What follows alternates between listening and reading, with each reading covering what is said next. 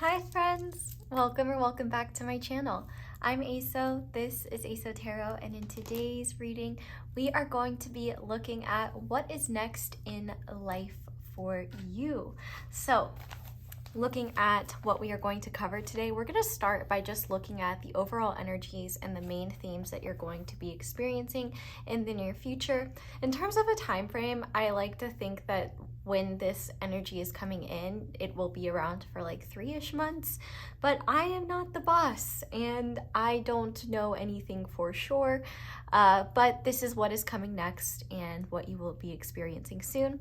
So once we've looked at your overall energies and the main themes you're going to be experiencing, we're going to switch things up.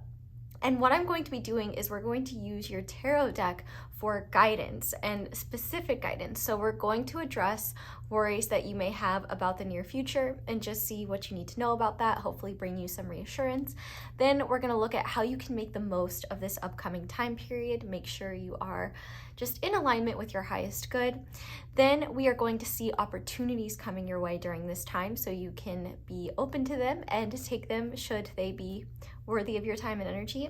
And then we will see what you should surrender to the universe because it's already taking care of it and it has your back. And then rather than using oracle decks as guidance like I usually do, I'm going to use the oracle decks instead to look at the blessings that are coming your way during this time. And these blessings are assured. You don't have to do anything to earn them. You've already earned them by existing and just being a pure soul. And you may not believe in the purity of your soul, but I believe in the purity of your soul, and I think you should believe in that too, and believe that you're worthy of wonderful things just as wonderful as you are. But if you are enjoying this and you would like to hang out with me in the extended, we're going to be looking at what's next in love, and it does not matter what your relationship status is because we're going to be looking at all of them. So it's going to be kind of similar to the reading on YouTube, where we're going to start by looking at the overall energies of your love life in the upcoming next few months. And then we're going to pull specific cards and oracle cards for those that are single, those in situationships, those in committed relationships, and divine counterparts. So the way I've designed it is hopefully going to allow you to resonate with more than one group. So for example, you could be single and have a divine counterpart connection. You could be in a relationship with your divine counterpart. You could be single and in a situationship. It really doesn't matter. Those of you that are non-monogamous or polyamorous, what you're going to do instead of identifying with the status is pick up to 4 different people and just assign them to one of the groups. Hopefully that will make enough sense and it will be clear enough, but we are going to pull cards for each group and just get specific details of how it is going to affect you based on your status. Then we are going to pull guidance for each group, and I'm really excited to look at this guidance because we're using one of my favorite decks, which is just a tarot deck, but she's quite sassy and I trust her. She just has a strong personality, and I feel like when it comes to love guidance, she's who I go to. So hopefully you guys will love her as much as I love her. But with that being said, that's what we're going to cover in the extended. But I think that's all I have to say about what we're covering. So let's go ahead and look at the groups that you have to choose from. We have 4 different groups to choose from today. Starting with group number 1, we are going to be using the Pink Tiger Tarot. I have to restrain myself from saying Taiga. Don't know why. And we have this Rhodonite Lotus on top. And then for group number 2, we are going to be using the Sleepwalker's Tarot, and I have Tony the turtle on top. He is my boy. I don't use him enough, quite frankly. And then for group number 3, we are going to be using the Prisma Visions Tarot, and I have this Labradorite dragon on top. The dragon does not have a name, so if you want to name them, feel free to. And then finally, for group number 4, we are going to be using the Midcenturian Tarot, and I have this sunflower, yellow calcite sunflower on top. And I just realized that I used reptiles and flowers for this reading. That wasn't planned. I guess that's what the vibe's called for, reptiles and flowers. So with that being said, go ahead and pause the video if you need to decide which pile you feel most drawn to.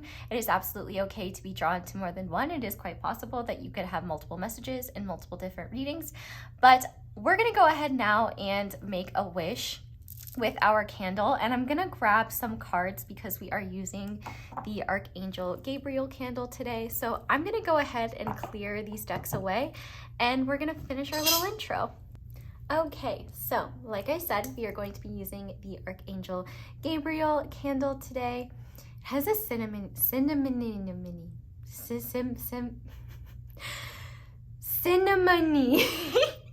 smell to it. That was humbling. And it's got tiger's eye in it. It's a very beautiful candle. It is one of the many candles available on Angelic Magic 888 site, and you can use all of them for code ASO10 for 10% off. One thing that I love about Archangel Gabriel is that they are a perfect angel, I was about to say person, angel to pray to when you are needing clarity, when you are needing creative inspiration, assistance in communication. I feel like they are especially useful for writers, for really anyone trying to move through a transformation where they need more clarity. But you can wish for anything. And one thing I want you to do as just a little test for yourself is, before you make your wish, ask Archangel Gabriel to give you a sign that is specific to you. And it can be as specific as you want it to be. It can be a number, an animal, anything. Whatever comes to mind, don't doubt it, trust it. And just as you intend to make your wish, ask that Archangel Gabriel bring you this sign in your life and just see what happens. I would love to hear what ends up happening. Be patient, but I don't know, I just feel called to do that and have you run that little experiment for yourself. But go ahead and focus on the candle and set the intention for whatever you wish your wish to be.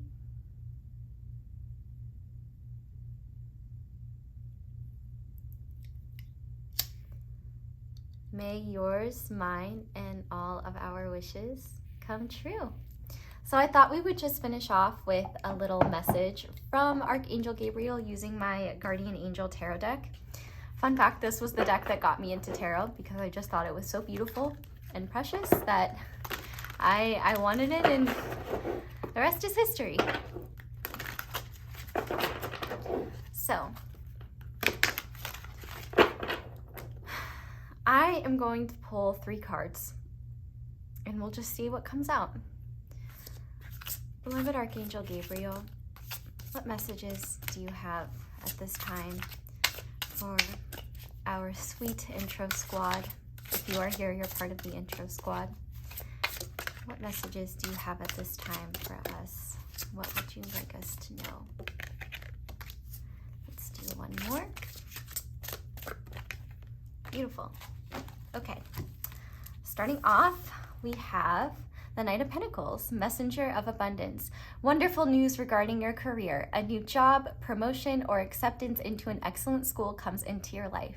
You might feel ready to do something that's challenging and fulfilling. This situation may involve someone who's fun to be around and sometimes mischievous. This person, who may be you, is youthful, optimistic, and very clever. Beautiful start to begin with. I love to hear that. Let's see, we also have the King of Swords, Guardian of Thought. You may be called upon to be a spokesperson for a cause close to your heart. Your angels will give you the perfect words and you'll do brilliantly. You may be asked to be a mentor or find one yourself. This situation involves someone who's professional with a positive attitude and fresh ideas. This person, who could be you, may be emotionally unavailable. Coming for your neck a little bit. Okay, and let's finish off and see Archangel Gabriel's final message for us. And that is, the Judgment card, which Archangel Gabriel is actually in. Review and contemplation. You've accomplished a great deal in your life and you have much to be proud of. Now it's time to decide what's next. As you contemplate the past and the present, you'll get clear on your divine life purpose. Don't be distracted by conventional thinking. Be the real you. Well, I think these are the perfect messages for the reading we're about to do. So with that being said, definitely let me know if these messages resonate for you and if they relate to any of the wishes that you had. I would love to hear. Shout out to my intro squad. If you just want to say that you were here, drop a little 4-leaf clover. It's so cool. Like, I can't believe so many of you guys stick around for the intro. I just think it's so cool. And okay, let's get into your reading now. I'm so excited. The vibes are so good today. I just want to soak them all up. Okay, so go ahead now and pick your group or groups, and I will see you in your reading. Hi there, Pile 1. Welcome to your reading, and thank you so much for being here. If you guys chose the Rhodonite Lotus and the Pink Tiger Tarot, this is going to be your reading on what is coming next in life for you. So we're going to start by looking at your overall energies that you're going to be experiencing in the near future. If you'd like a full breakdown of the reading, there is one in the intro, but let's go ahead and get into it. So to start with what's coming next, we have Cosmic Connection with number 11. We have Berkano, and we have the energy is gaining momentum. I just felt this like really intense burst of energy in my solar plexus chakra, which is like, I'm bad at body parts, but it's above the belly button, below the titties. It's like, it's kind of halfway between those. It's right here. That probably would have been a more eloquent way of putting it. But I feel like this is going to be, what's coming next for you, Pile 1, is a really powerful burst of energy and continuous confirmations that not only are you on the right path, but the path that you're headed in, the changes that you're trying to create, the new life that's being birthed, is not only part of your plan, but it's part of the divine plan.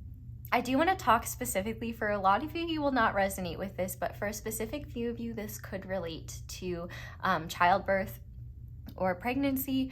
I'm not a medical person, so take everything with a grain of salt. I would say that this is for you if you are already in that process. This could be a beautiful sign that things are just continuing to gain momentum, quite literally, and also you are just feeling more confidence and courage in your purpose. You may be feeling more connected and in tune with your body, and I would say that resonates with all of you. But you know, for some of you, there could be a process here, no matter what. There is kind of a birthing process that's happening here where you're birthing new life, whether internally, externally, literally. Whatever you're trying to create, that energy is being amplified, and whatever work you've already put in to make that happen, you're not only going to start seeing results, but things are going to feel easier.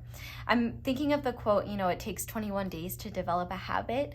I feel like this could be coming up for you. Maybe if you've been trying to develop a habit or something like that, you're going to see that things are not only getting easier, but you're going to feel more encouragement internally and from the universe that what you're trying to create is not only meant for you, but it's happening. The fact that we have Cosmic Connection here makes me feel like not only is your sense of self expanding, but your consciousness is expanding. I definitely would recommend you take time to journal your dreams or just pay attention to them. They might not make sense to you, but you may, once you start writing them down over and over, you may start drawing comparisons and noting themes in your dreams that are significant to where you're headed. The movie A Bug's Life seems to be significant for some reason. I really honestly can't even remember the plot of that movie. And also the movie Secretariat, and I can't remember that plot either. I don't watch horse movies or dog movies because they make me cry and I don't trust them. But those two movies could be significant in some sort of way to you.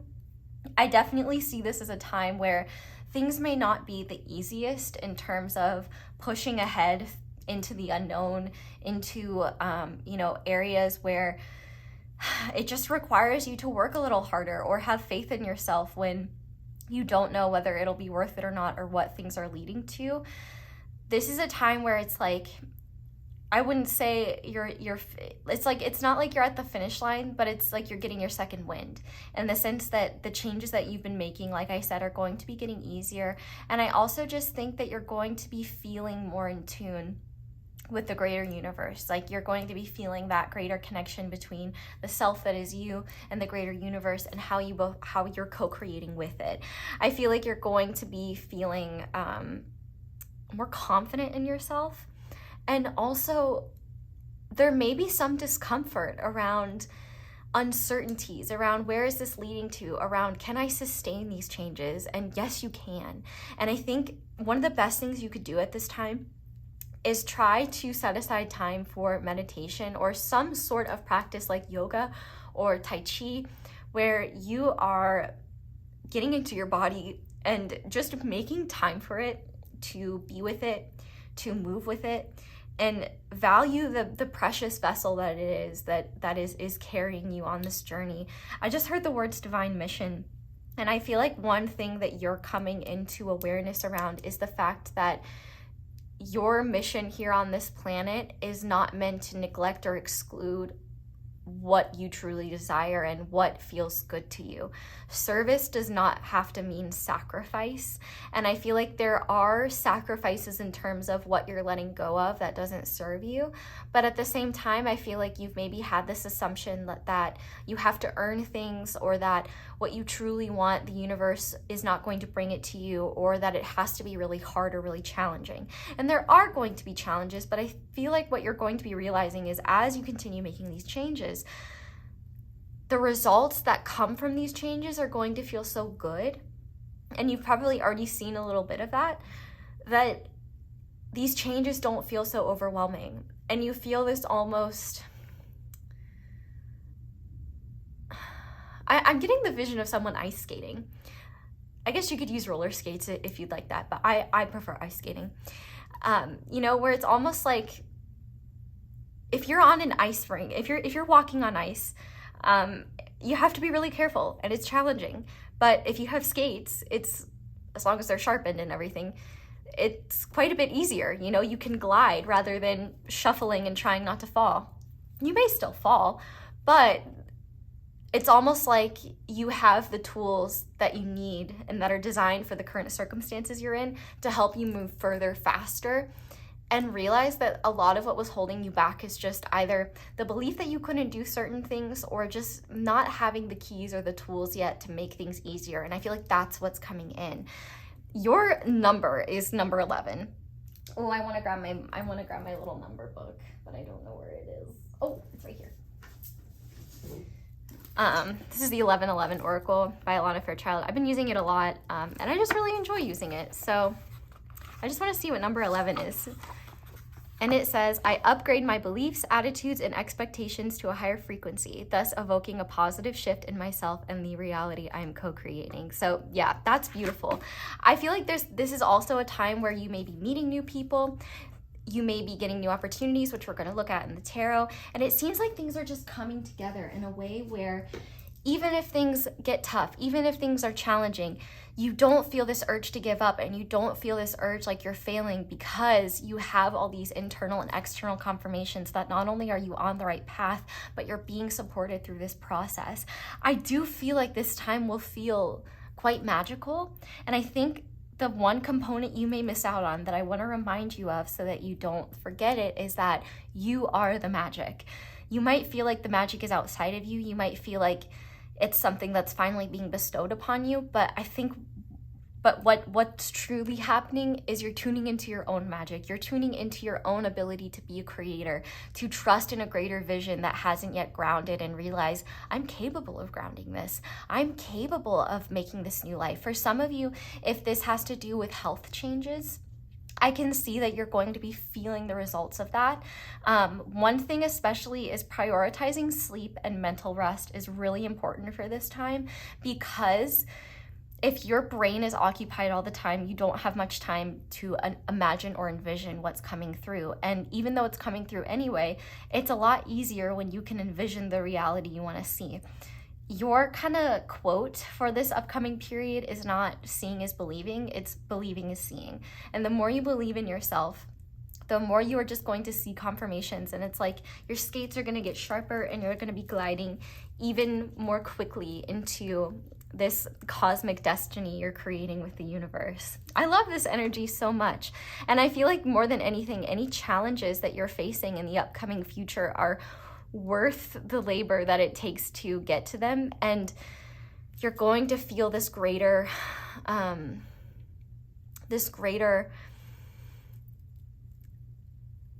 magnetic spiritual energy carrying you through this process that reminds you you're not alone, and that reminds you that these challenges are worth it. And any discomfort you feel through this process, you're going to learn that like you can handle more discomfort than you thought, and that the results of this discomfort is much better than the discomfort you were tolerating in the past, holding on to a version of yourself or a life for yourself that was too small for you and too rigid for the person you're meant to be.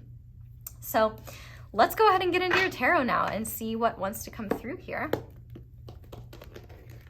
You guys chose the Pink Tiger Tarot. This is a really cool deck. And I will say, if you guys are interested in knowing what's next in love, doesn't matter what your relationship status is, we're looking at all of them, including divine counterparts. That will be in the extended. But if you are enjoying this reading or just want to support me, liking the video, letting the ads play, leaving a little comment are all super helpful ways. But I'm just grateful that you're here and letting me read for you. So in case you missed the intro, we are going to be using tarot as guidance, and the typical oracle cards that I use as guidance are actually going to show blessings coming your way in the near future. So this is the guidance portion, and what we're going to start by doing is addressing worries and fears that you have about what is coming in the near future, because that's such a normal thing. So pile 1, Spirit, what would you like pile 1 to know about any worries or fears that they have about the near future? What guidance and reassurance can you give them when it comes to these worries? We have the Knight of Wands. So one of the things that, once again, I'm hearing the phrase, yes, we can. And I feel this great sense of we, because you're not alone in this process. I feel this great ancestral energy as well, where, and this is like kind of making me want to cry, but there have been entire lifetimes that have been supporting and nourishing the process that is happening now by setting foundations and setting the seeds, like planting the seeds so that you could come and take things that much further. With this Knight of Wands energy here, one of the things that Spirit is reminding you is that you may be so overcome with passion during this time that it won't even occur to you to consider these fears once this energy is working through you. If you are traveling in the near future and travel is a part of this, I feel this call that you're really just being encouraged to be brave and to trust in your ability to solve challenges as they come to you.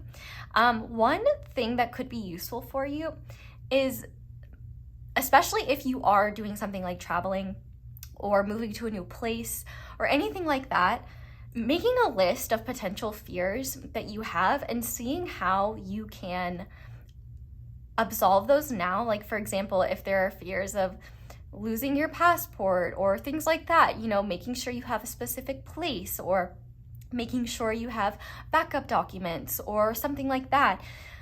Another thing that you can do, I was taught this a long time ago, I think in a self-defense class, you know, if you're worried about certain emergency situations, going through and mentally planning what you're going to do in that process, because it's funny how in an emergency people are like, don't panic, but that's exactly what we do. We panic. I feel like what Spirit is really saying is that you may still have fears during this process, because what is different and uncomfortable can be scary. But I think the more you continue to face these fears, not only is it going to energize you, it's just going to make you realize, like, I am unstoppable. I can do this. And I feel like if any of your fears come true, like let's say, for example, you lose one of your documents and you're in a country where you don't speak the language well. I have a feeling that throughout that process, not only is everything going to be okay, but you're going to realize the fear that you had around it was much worse than the reality. And I feel like there are going to be people placed on your path that are going to help you through this process. I'm thinking of an example. When I was in Finland, I got sick and I needed to get antibiotics. And it was kind of a stressful process for me because, you know, I'm in a different country and it's a vulnerable feeling, and I'm just a nervous guy in general. And then the doctor that saw me filled out my prescription wrong, so then they couldn't give me the antibiotics. But the lady at the pharmacy that was helping me was so awesome and so helpful, and did everything in her power to get me what I needed. And she did that successfully and had so much compassion for me and my situation. And it was just one of those things where it's like, I could have been in a lot of trouble if I had been with the wrong person who didn't care. But, you know, she cared and she took care of me. Shout out to Finland. And made the process so much easier and less overwhelming. So I feel like spirit will kind of come through in that way where, you know, guardian angels in the form of just other humans we share this planet with will be supporting you through this process and, you know, mirror back the same compassion that you have. I also feel like anything that you're afraid of, you're meant to burst through with just this passion and enthusiasm for what's happening. I feel like if fears do come up, you're gonna have this realization where like you face them and it just energizes you and you're like, damn, I'm gonna eat fear for breakfast. And it's just gonna keep you going and you're gonna have more momentum. A shape that you may want to visualize in meditation is a pyramid. With the pyramids here especially, the pyramid, you may want to look up like the geometric symbolism of the pyramid. I guess period could have a different symbolism. That's shedding, which I feel like you've been in the shedding process. I feel like the rebirth is kind of what's coming through, and a lot of what you've been shedding maybe held you back and slowed you down. And so with that gone, it's like you have much more momentum to move forward. But also, I feel like if there's someone that you have in your mind that's really, that you see as brave and that can handle anything, embody their consciousness and ask yourself, what would they do in this situation? And speaking of pyramids, like I was saying, I always see pyramids as a protective symbol. So you can envision them that way, and also as an energizing symbol. You know, they come up to one point. And so the symbolism of the pyramid could be significant, but I feel like you're gonna be just fine. And any fears that you do have to face, you're going to face them. And if you need external help, I feel like that help is going to be provided. You may want to even look up specific chants for beings or deities that you pray to or that you trust, whether it's Mother Mary, Ma Kali. There's plenty of deities out there in the world. Even just maybe having that and holding on to those prayers could be useful as well. But wands are connected to spirit, and I feel like any challenges and any tests that you're going through at this time are just going to further your convictions that not only can you handle what is headed your way, but also that spirit has your back and is bringing you the resources, the people, the experiences, the encouragement, and the confidence necessary. Even though a lot of that confidence is already within you, you just needed to trust it, to realize that nothing is out of reach for you. Nothing is impossible, and you are far more capable than you ever realized. Oh, I'm so excited for you. And if you want to like let me know like what you're working towards, I would love to hear. I'm excited for all of you. So let's see now how to make the most of this time. So Spirit, what can pile one do to embrace this time and make the most of it? Ooh, okay, we have the 5 of coins. So this is the time to let go of lack mentality, especially around what can't happen, what isn't working. I feel like if you focus on what you don't have, or like, for example, using the example that I had when I was sick in Finland, if I had been like, oh, well, I can't speak Finnish and I don't know what to do and I'm afraid, like that could have gotten in my way. Also, it was really nice being sick in Finland rather than America because it was way cheaper. I appreciate that. But anyway, I feel like with this 5 of Pentacles, I think your biggest enemy at this time is what you think you can't do or what you think you don't have. And that's why you're being encouraged to just not let that stop you. I also feel like if you are waiting to do certain things because you feel like you need more money or you need more resources, the universe is showing you now that you have everything that you need to get going. You may think it's not enough, but what you're going to realize is that it's more than enough. I also feel like with the Five of Pentacles, this is not a time to get caught up in the sorrow and suffering of others unless it serves a specific purpose to what you're moving towards. I feel like those that weigh you down, those that drain your energy, drain your resources, that don't really serve you or serve what you're moving towards, what you can do to make the most of this time is cut out how much time and energy you're spending on those individuals, or even if they're not individuals, but rather, just your tendency to feel sad and feel the sorrow of just the greater problems in the world. One thing that Spirit is telling you is that, first of all, the weight of the world is not on your shoulders, and it's not meant to be. And if you continue to take responsibility for the problems of the entire world, it will slow you down greatly. Another thing that I'm hearing is that you can do more with less. And this is an opportunity and a challenge for you to cut out that which slows you down, that which makes you feel not good enough. So if that means doing like a social media detox, if that means, letting go of certain social circles that make you feel like you're not enough, or that, kind of bond over misery, setting boundaries with that. Another thing that I'm seeing is that generosity at this time, and especially generosity towards yourself, I think will be really powerful. I also think that one way to make the most of this time is to recenter yourself in the present, especially when you get caught up in past versions of yourself and mistakes of the past. And when you're saying, oh, well, last time I did this, I failed, or I tried to do this and it didn't work out, then is not now.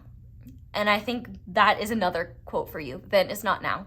And you are not the you then, you are the you now. And I think one thing that is changing for the positive is your value in yourself and seeing your worth. And also just seeing that you don't need to prove your worth. You don't need to prove that you're ready or you're right for something. You just need to start doing it. Like, I'm thinking of the example of, people that want to be a writer or want to be an artist, but, don't let themselves write or don't let themselves paint. How are you going to be a writer if you don't write? How are you going to be an artist if you don't create? I think everybody is an artist, and most of us we reside to being a critic because we assume that we can't. And I think some of the fiercest critics and the loudest critics are those whose inner artist is screaming the most with a desire to express and create. And so I think at this time, not getting caught up in your inner critic, not letting yourself believe in the lies that you tell yourself, or not letting the frustrating or challenging circumstances outside of you, the ones that you can't control, get in the way of your ability to believe in yourself. I feel like you have everything you need. The biggest thing that could be really helpful at this time is just making sure that you have the right armor to protect yourself from distractions, from unnecessary projections. I'm seeing the animated Alice in Wonderland when she's with all those flowers, like the flowers, and they're like picking at her dress and they're pulling at her. I don't really remember what that was really about, but I feel this sense of the best way to make the most of this time is to ensure that your focus is on the right places. And whatever is falling away, allow it to, but also don't allow your expectations of what you think you need, or don't allow the idea that you need permission or a greater or more than you already have in order to keep moving forward. I feel like you have more than enough, and you really don't have anything to worry about in terms of what your focus has already been on, what you're feeling guided towards, and what is most important for you. I definitely think like this could also be a powerful opportunity to resolve past debts or get into a place where you can either pay those off or make up for past mistakes or past material issues that have been holding you back. I feel like you are planting the seeds to break beyond that. And it's just very, very important that you not allow what has been to determine what will be. You're creating an entirely new version of yourself and seeding a version of yourself that you've never experienced before. And if you judge yourself based on your past self, you're going to be doing a great disservice to the person you're becoming. Allow yourself to be open-minded about who you're becoming, and instead of making judgments about who that person is, instead be surprised and observant. And I feel like you'll be like, wow, I'm really powerful, or wow, I'm really courageous, or wow, I can do a lot. I do feel like there may be practical things that you will have to keep in mind, like there may be certain sacrifices you have to make, or certain you might have to shift things around, or just be quite smart with money at this time. But I feel like what I'm hearing is that it's not only possible, but you just have to let go of the idea that you have to do it in a certain way, or that you need certain resources. You have more than enough, and I think that you don't need to judge yourself as harshly as you're judging yourself. Yeah, one of the biggest things that could hold you back is just judging yourself and not recognizing the value of this time to continue seeding the experiences that you're manifesting, the person you're becoming. Like, I feel like you're really stepping into divine alignment in a lot of ways, and this is going to allow you, like I said, to move forward so much more quickly. Everything is okay. Okay, so let's see opportunities coming your way during this time. What opportunities will be coming to pile 1 at this time, Spirit? Oh, okay. We're going to take all of them. Oh my goodness. Okay. Well, first of all, we have the 10 of Pentacles, the 7 of Pentacles, and Justice. So I definitely see opportunities to make more money during this time period, or plant the seeds to get back investments. I'm seeing opportunities for long-term investments during this time. So for example, maybe one of the things that you're thinking about is like, maybe I shouldn't invest. I mean, don't listen to me in terms of investment advice, really trust yourself. But the opportunities at this time are to balance out past mistakes, and also to set the seeds for a long-term future that will not only care for yourself, but care for others as well.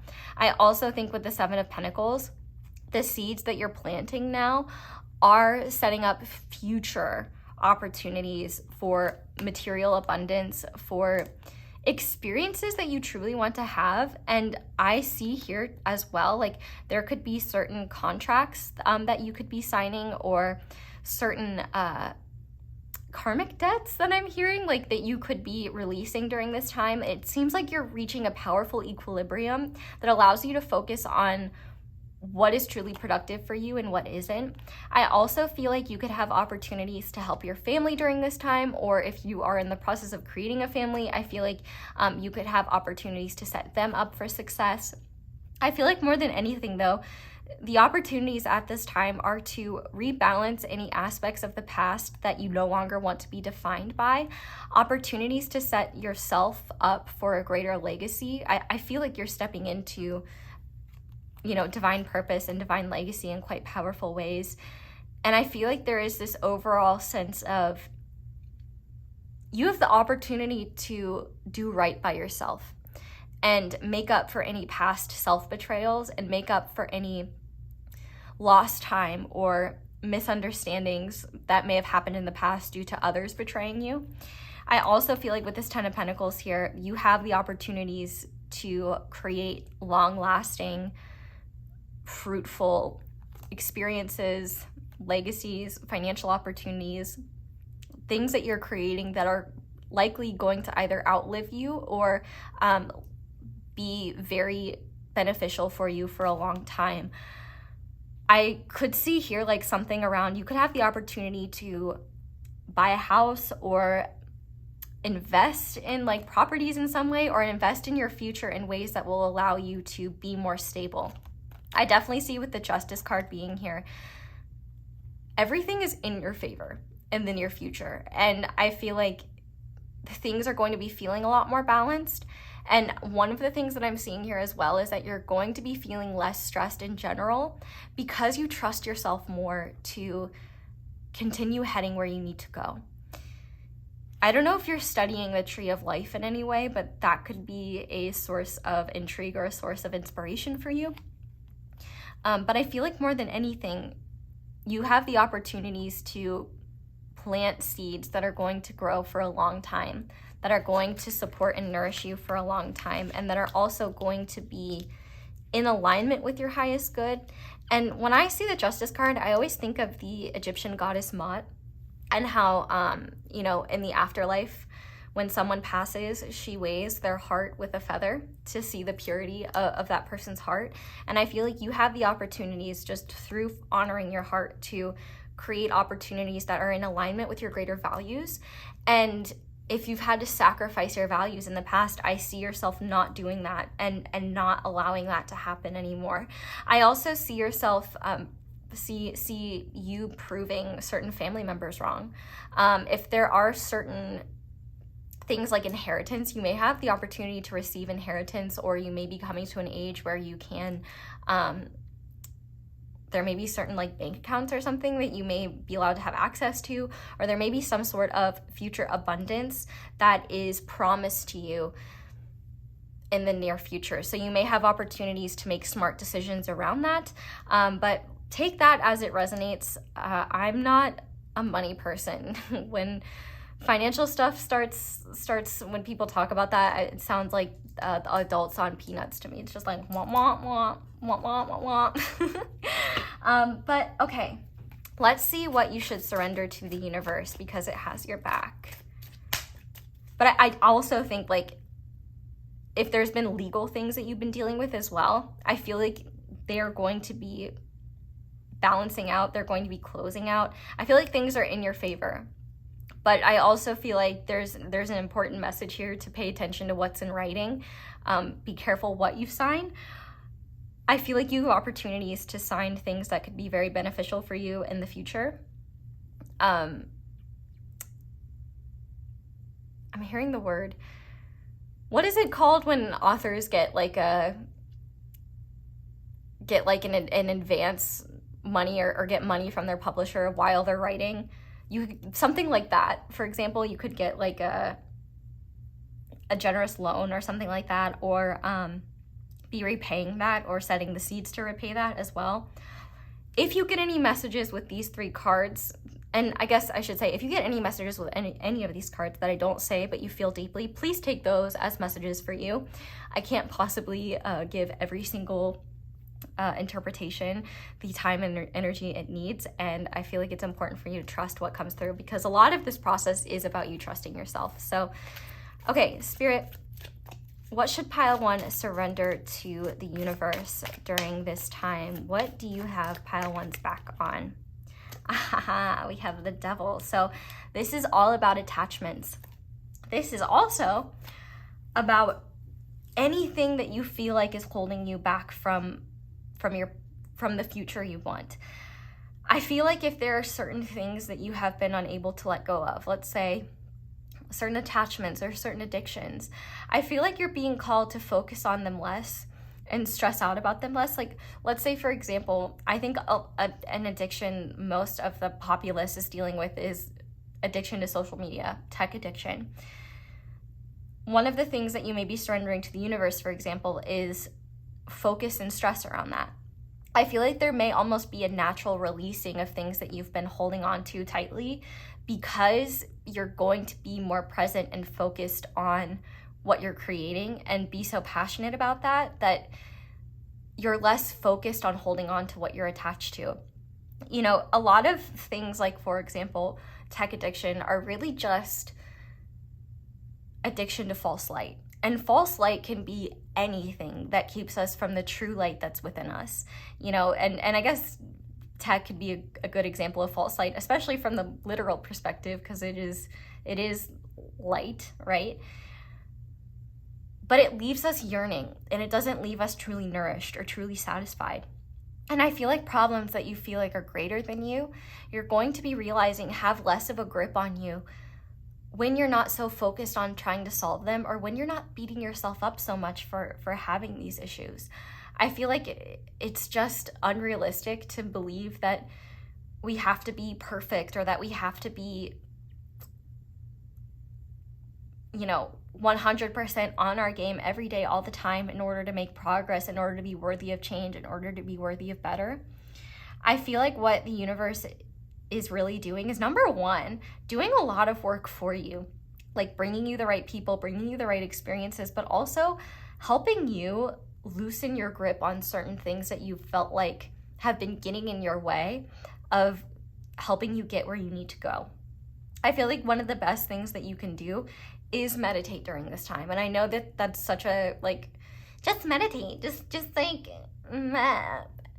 But guided meditations, or just things where you can empty your brain. I'll give you, okay, one thing that I do to empty my brain, and this is gonna sound really weird, but I pretend my thoughts are donuts and that Homer Simpson lives inside my brain. And every time I start having a bunch of thoughts, I turn them into donuts and I feed them to Homer until there's no more donuts. And like, if you're not used to having your brain empty, it's kind of shocking how good it feels. But eventually thoughts are gonna come back in. And I don't stress. I'm just like, oh, more donuts. And I give them to Homer. That may not be the example you want to use. You could use cookies with Cookie Monster, anything really. That's just the one I prefer. But it's a weird mental trick that I've done where it's just allowed my brain to actually be empty and not focused on mental stimulation so much. It can be really hard to even recognize how necessary it is to clear our minds when it hasn't been cleared in forever.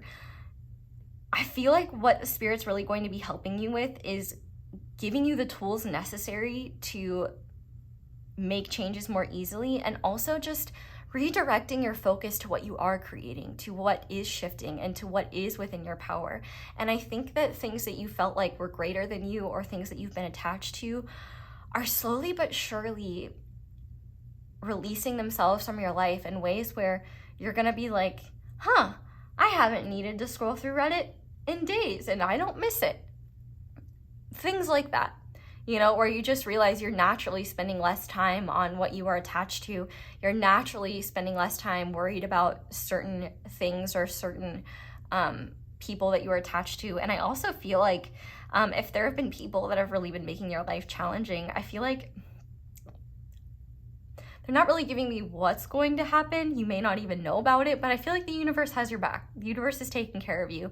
Trust in the goodness of your own heart, and trust in your own ability to make things happen for yourself. The universe is definitely not only helping you, but things that have had a powerful grip over you are going to continue to dissolve and be less intense, and things that have been almost impossible for you to face or even consider overcoming, it's like Spirit is making it easier and easier for that to happen, and clearing away unnecessary, I'm hearing the word drivel, an unnecessary challenge that you don't need to carry into your future. So with that being said, let's go ahead now and see what blessings are coming to you during this time. So to start, we have 14. You are open-minded and always try something new, yet you are wise enough to stop and think before you jump into things. This pragmatic approach helps ensure your time and attention and efforts are meaningful. I am practical. So yeah, I feel like you're going to be making really good decisions during this time. You're going to be trusting yourself. And also, I think that you're like not going to doubt yourself as much. You're going to find the easiest path to things, and it's not going to be the logical way. It's not going to be the way that people say it is. It's going to be the way that makes sense for you. We also have Iris with rainbows and messages. When it rains, look for rainbows. When it's dark, look for stars. So one of the blessings, like I said, is you're going to be getting a lot of messages around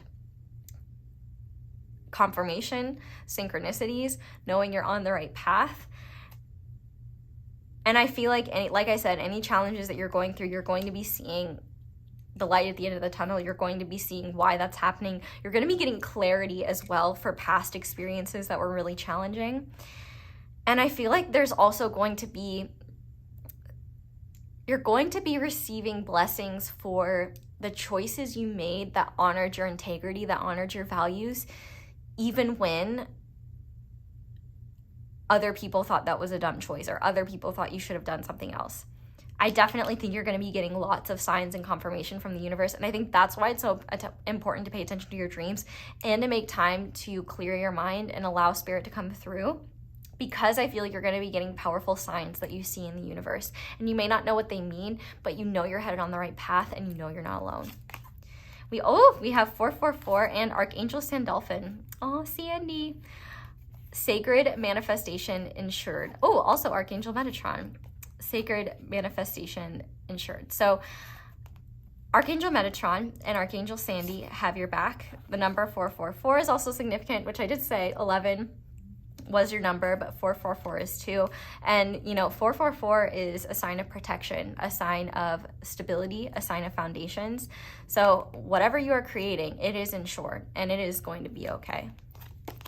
We also have support. Ask for help, get more rest, nurture yourself. Yeah, especially if you are needing time and space to just process or decompress, you're going to receive it. This is not the time to push yourself to the brink, especially because when you're meant to have the energy to do something, you will.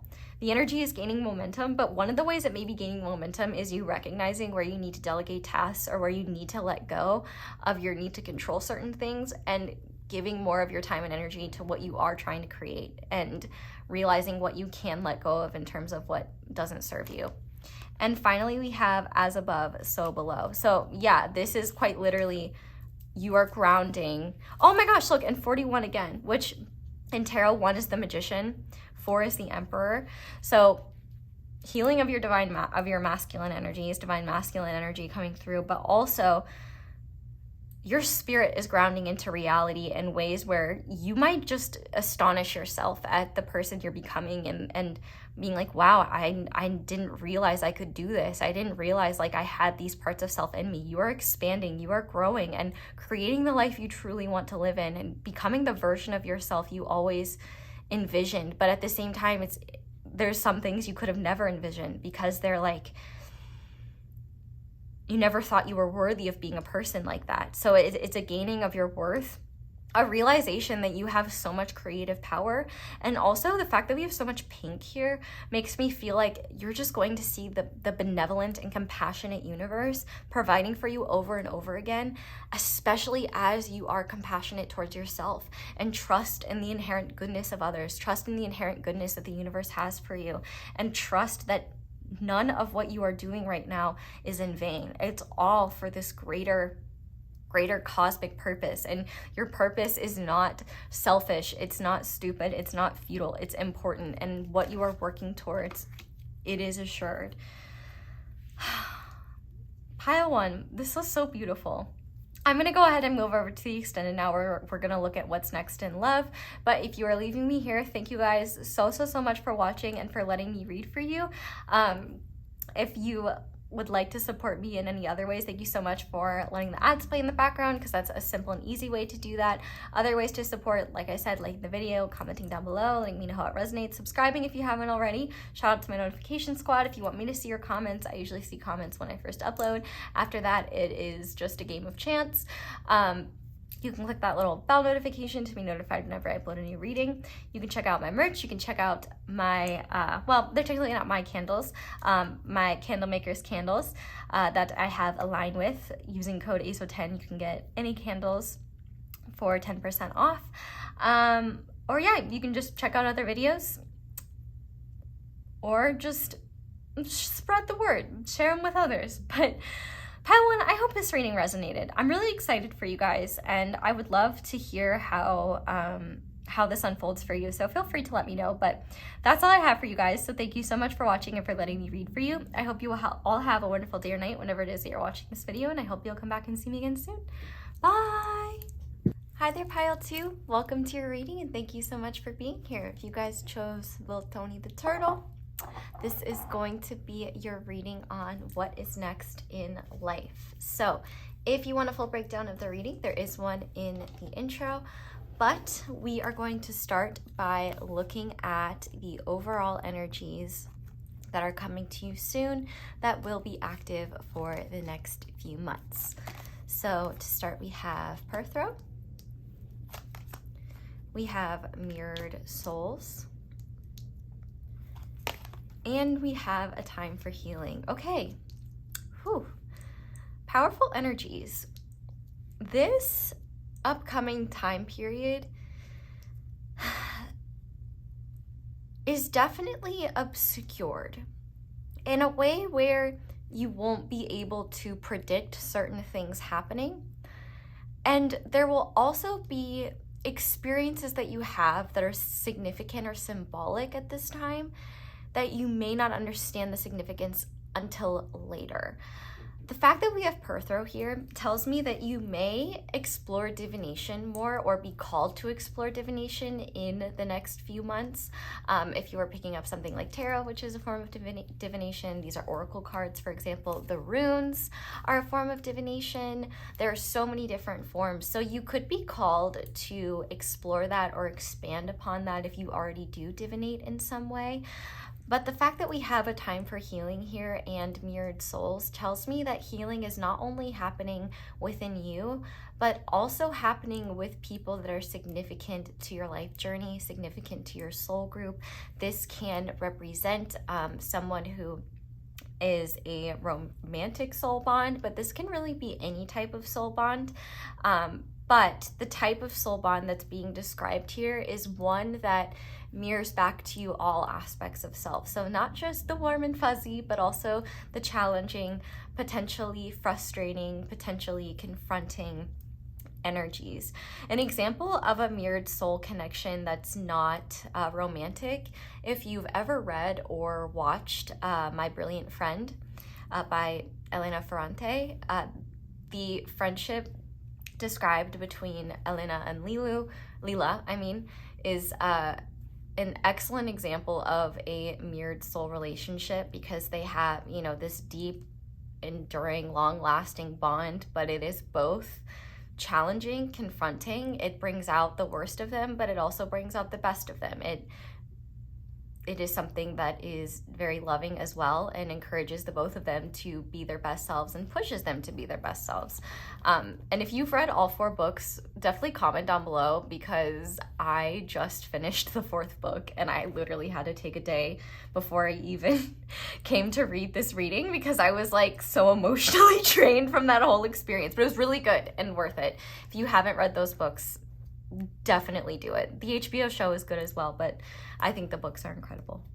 Anyway, I can definitely see here that this mirrored soul card is not indicating how these connections will show up in your life. So for example, you could be meeting someone who is a mirrored soul, someone that you have a mirrored soul connection with could be showing up in your life, or if they're not in your life presently, you could be doing a lot of healing related to that connection without even necessarily realizing it. I see this being a time where you may find yourself in a lot of different people and find that certain issues that seem to have nothing to do with you end up having great relevance later on.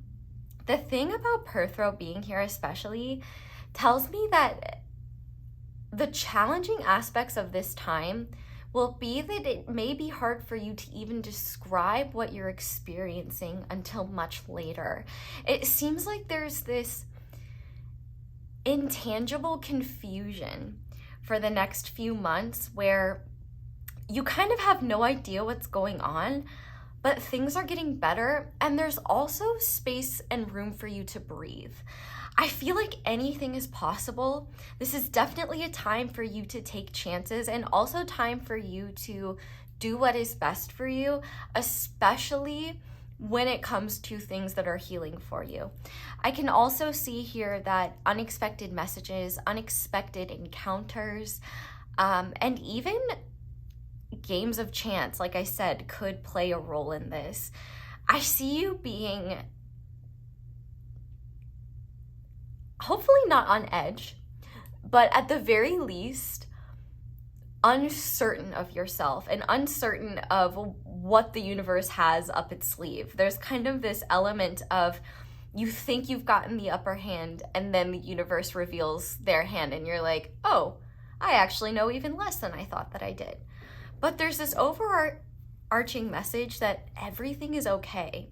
I feel like a specific way this could manifest is relationships with people that you have mirrored soul connections with. Healing. I could see like reconciliation type energies potentially happening. I could see this being something where you are confronting challenging energies together or overcoming challenging energies that you experience. This is definitely a time for giving things your best shot and being willing to engage with life in a way where you don't have to feel like you know everything in order to, at the very least, give it your best. I hope that makes sense, but you're probably like, Aso, I have no clue what you're talking about, and that's fine. It's really hard to describe this energy, and I think it's partially because it's going to manifest differently in all of your lives, but it's also something where you are kind of in the dark, but not in a bad way. This is a healing time. It's just a time where if you want sure, concrete answers, I don't think that that is going to be happening. It's rather a time for you to trust your intuition, trust what your inner guidance is telling you, and using the information that you have to make the best decisions for yourself, even if you don't know how they're going to pan out. Not only that, but I think that when it comes to expecting certain things to happen, the best thing that you can do is expect the unexpected. But expect that whatever does happen is leading to greater healing with yourself and with others. I definitely think if you are wanting to know about different areas of your life, you should still stick around for this reading if you want to, but check out another group as well. I haven't filmed the last two groups yet, but I do feel like there could be if you are looking for messages about different areas of your life, this reading is definitely centering more on connections with people that are really important to you. Or one thing that I'm hearing as well is that if you're trying to manifest some sort of soulmate connection or something like that, I definitely think you're setting the foundations for that through healing and through any changes that you may be making in order to just support yourself better. But overall, these energies are a lot of, the best way I can describe it is when you're driving on a foggy night and you can only see what's right in front of you, you can't see what's 500 feet ahead of you. So I can definitely see how the divination aspect would play into this, where you may be relying on divination more to just feel like you can trust yourself.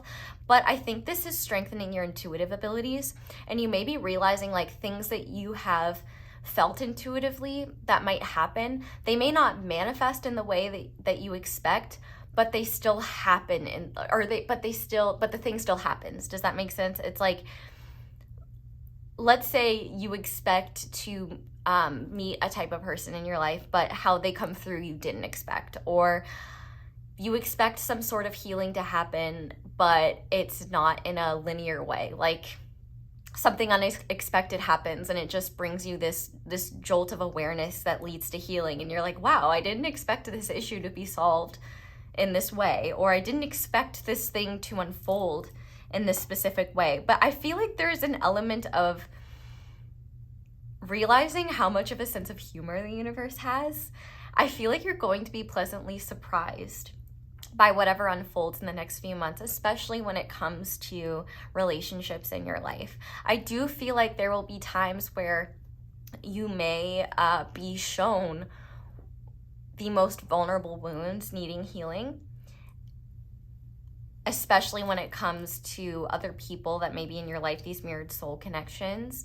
I'm being very careful about how I say that because this mirrored soul energy applies to people differently. So trust whatever your intuitive guidance is telling you. If specific people are coming to mind, trust that. If you're like, this feels right, but I have no clue who this is, trust that. If you're like, this could be multiple people, trust that as well. There's really no right or wrongs here. this is a time for being open-minded, for being curious, and being willing to just take chances and see what happens. I don't see this time period being one where you make one move and it's detrimental. I see this being an opportunity, this time period being an opportunity to try things differently, to take different chances, to speak up more, and also to see how divination can be a source of support for you when you are in these periods of uncertainty and in these moments of just being completely unclear. And that's the frustrating thing. As the person that's delivering this message, I'm like, I'm not even clear on how to even channel this message. There's definitely going to be experiences that you have that you can't tangibly describe or explain, but they're symbolic, they're moving, they're powerful, and they do bring healing. But this is also a time where you're being encouraged to give that healing time for yourself as well. So if you are curious about romantic soul connections, we are going to be looking at that in the extended when we look at what's next in love. So if you're interested in that, that'll be linked below. But we're going to go ahead and get into your tarot now. Hopefully get some better specifics of these energies.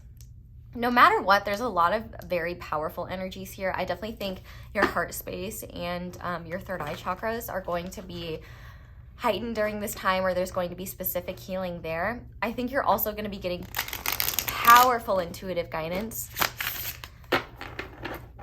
And you may find that you're just attracting people that are on the same wavelength as you, or people that are on the same wavelength as you are taking a more active role in this period of your life. So it's kind of hard. This deck is not the easiest to shuffle. But we're going to start by addressing worries that you may have about this upcoming period of time, which I think is a pretty good question to start with, because I can feel like some of y'all are like, Aso, you are giving me nothing. And I'm like, I'm sorry, I'm giving you everything that I can, but I'm not being given much here.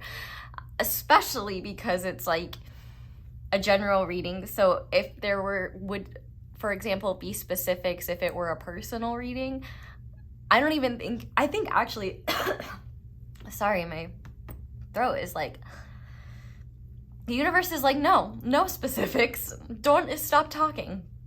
Because this is not a time for specifics. This is a time for chance. This is a time for luck. This is a time for unlimited possibilities. So, and also a time for healing with, and like I said, with yourself and with people that you have special connections, special bonds to, special connections with. So, Spirit, can you address pile two's fears that they may have about the next few months, about the near future? What do they need to know about their fears? We have Judgment. Okay.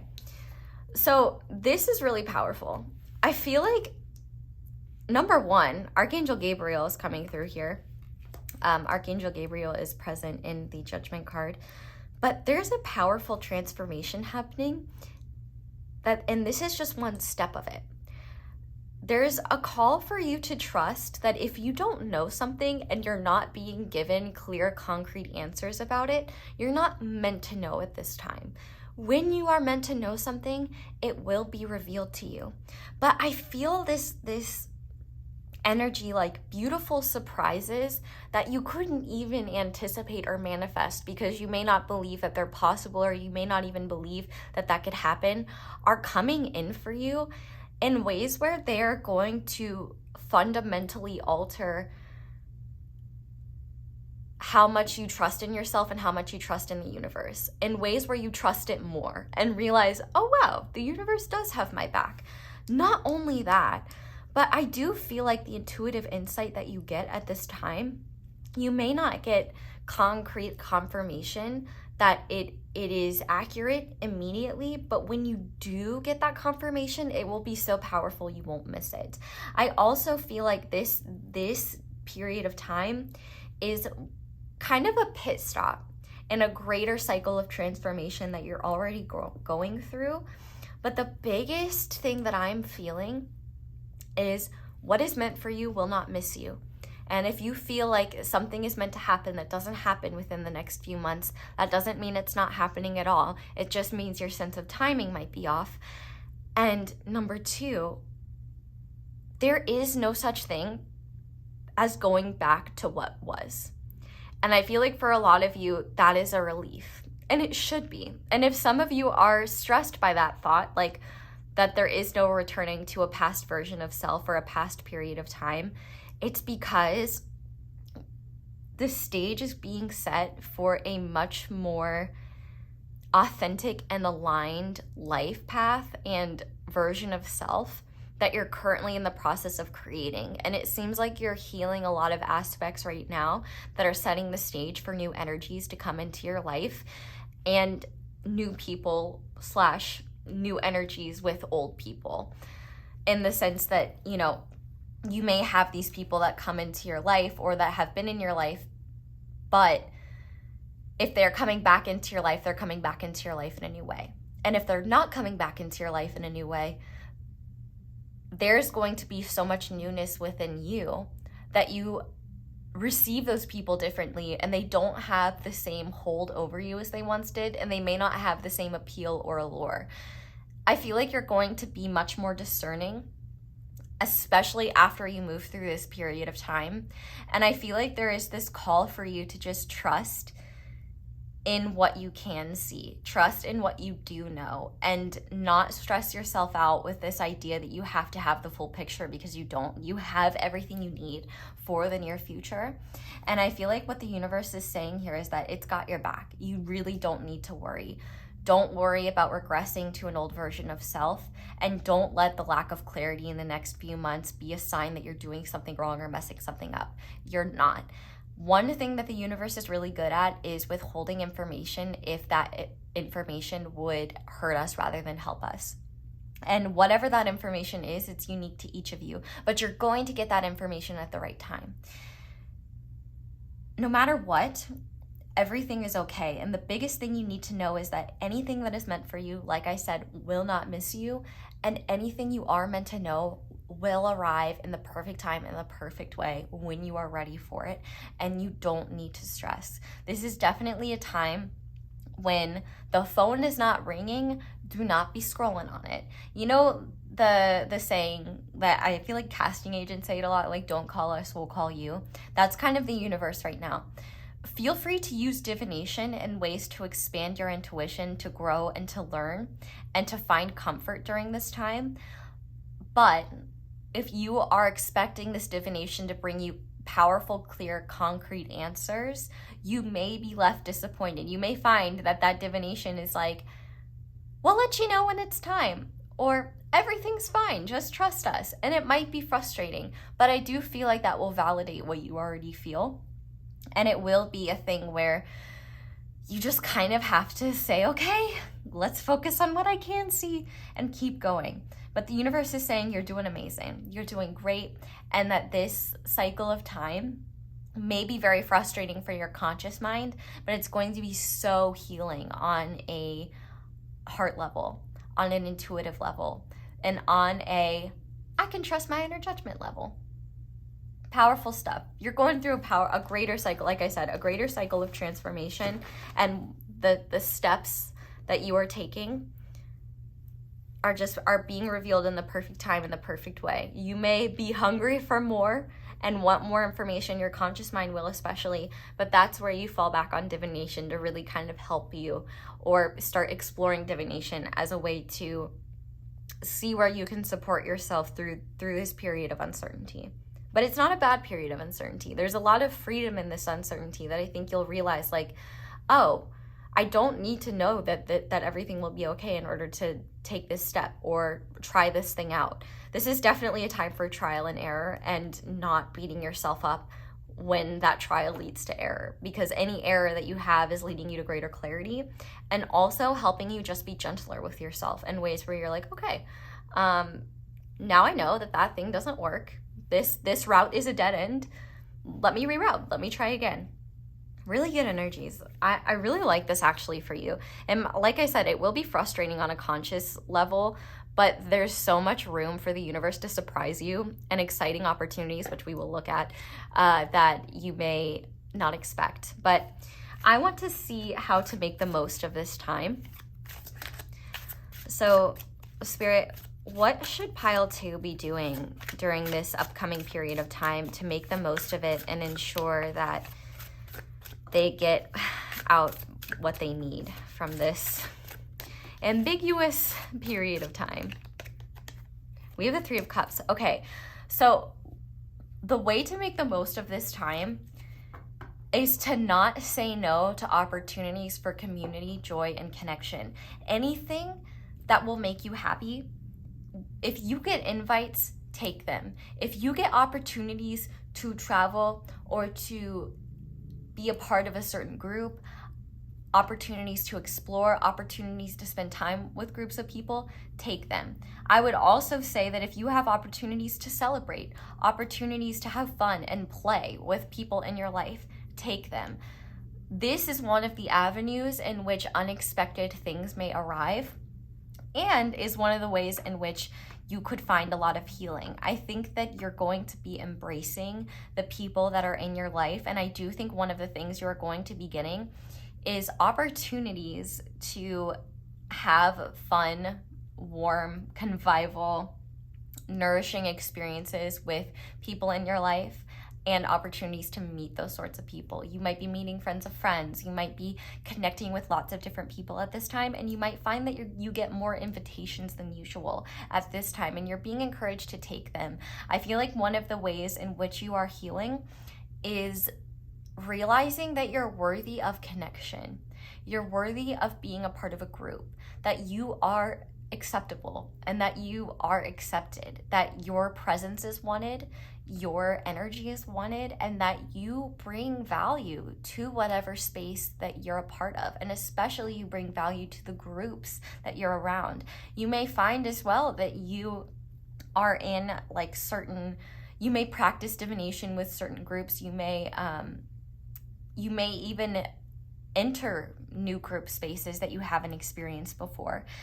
This is a time to take advantage of fun opportunities and take advantage of anything that brings you joy, especially since you will have a lack of clarity around what is meant for you and what isn't. This is the time to just test out and see what brings you joy. I'm thinking of a dream that I had the other night where I'll summarize it really quickly, but essentially I have these every so often that I have a cheer competition and I don't know the routine. That is a common occurrence, but in this specific dream, everybody on my team was going to ride roller coasters, and even though I wanted to ride roller coasters too, I was like, no, I need to learn the routine. And so I wouldn't let myself ride the roller coasters because I needed to learn the routine, because like we were going to compete afterwards. And then everybody leaves to go ride roller coasters, and I'm learning the routine, which was, I remember thinking in the dream, I was like, this routine sucks. I didn't say that. I didn't say that to the people teaching me. And then as everyone comes back and it's time to compete, I woke up. And I was just like, first of all, relieved. I was like, oh, thank God, I'm an adult. I don't do that anymore. And then I also just realized, I felt like the dream to me was telling me that I am unnecessarily, I'm pushing away opportunities for fun and for thrilling experiences in my life by feeling like I need to be prepared and be serious for things that are not even coming, for, you know, places where I might be judged, or places where I feel like I need to execute things with perfection that don't really exist. And I feel that energy here where it's like, don't learn the routine for the cheer competition. Go ride the roller coasters. Go have fun. You're gonna wake up before the competition even happens anyway. It doesn't matter. So I really do feel like if you're unnecessarily stressing yourself out, being like, I need to do this specific thing. Not if you have the opportunity to do something fun first. Not if you can do the fun thing, pick the fun thing. If you can do the thing that makes you feel connected to other people around you, do that. This is the time to have fun. To have fun and be yourself. This is not the time to buckle down and get serious. I feel like for some of you, you've already moved through a great time around that. And I think part of what you may be healing is this tendency to push away what brings you joy and push away opportunities for connection because you may feel like you're not good enough or you're not worth it. So definitely embrace joy, embrace others, embrace your friends, your family, your loved ones, and embrace the opportunity to meet those people in the near future. You never know how you might meet them, or they might come into your life. So now let's see what opportunities are coming your way during this period of time. So what opportunities are coming pile 2's way in the near future, please? We have the Hermit. Lots of opportunities for self-reflection. And I really love that this Hermit card is here with this 3 of Cups, because I feel like the more that you do give yourself those opportunities for joy, the more prompts you will have for your own internal reflection. I feel like, you know how sometimes like a stranger can say something to you that's just incredibly profound? Like I remember one time this waitress said something to me, like I was looking for something specific on the menu, and she was like, it's always when you're looking for something that you can't find it. And she was like, look for something else and then you'll find it. And I was just like, I'm sorry, are you my waitress or are you my oracle? Well, she was both. But I feel like experiences like that could be happening. I also feel like if you have been heavily isolated or in a state where even within that isolation, you haven't done much reflection or you haven't really been able to get in touch with yourself, you may find that you forge a deeper connection with yourself by being with others. Not only that, but you may also have powerful opportunities to discover and reinforce what is truly meaningful for you and what can be discarded because it no longer has value. This is also a time for you to be able to trust, like I said, your intuitive nudges. You might be getting powerful signs in the outside world. This might be a time where meditation and visions or messages or intuitive nudges you find in meditation lead to powerful opportunities or confirmation that you wouldn't expect in the most uncanny of places.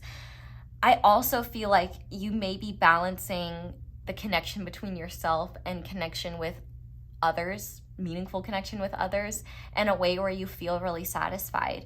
I definitely think that you may be changing up the way that you connect with yourself. So like I said, maybe you're trying a new form of divination, maybe you're expanding upon it, maybe you're embarking on exploring divination in the first place. I definitely see here that you have opportunities to understand yourself in new ways. You have opportunities to gain insight in ways that are less traditional. So like, for example, you might find that an outing with a group of friends leads to greater inner awareness than sitting in meditation does. You might find that being with a friend leads you to a specific book that gives you certain guidance that is confirmation to an intuitive nudge you had. Like there's almost just this energy of, it's making me think of the Cheshire Cat.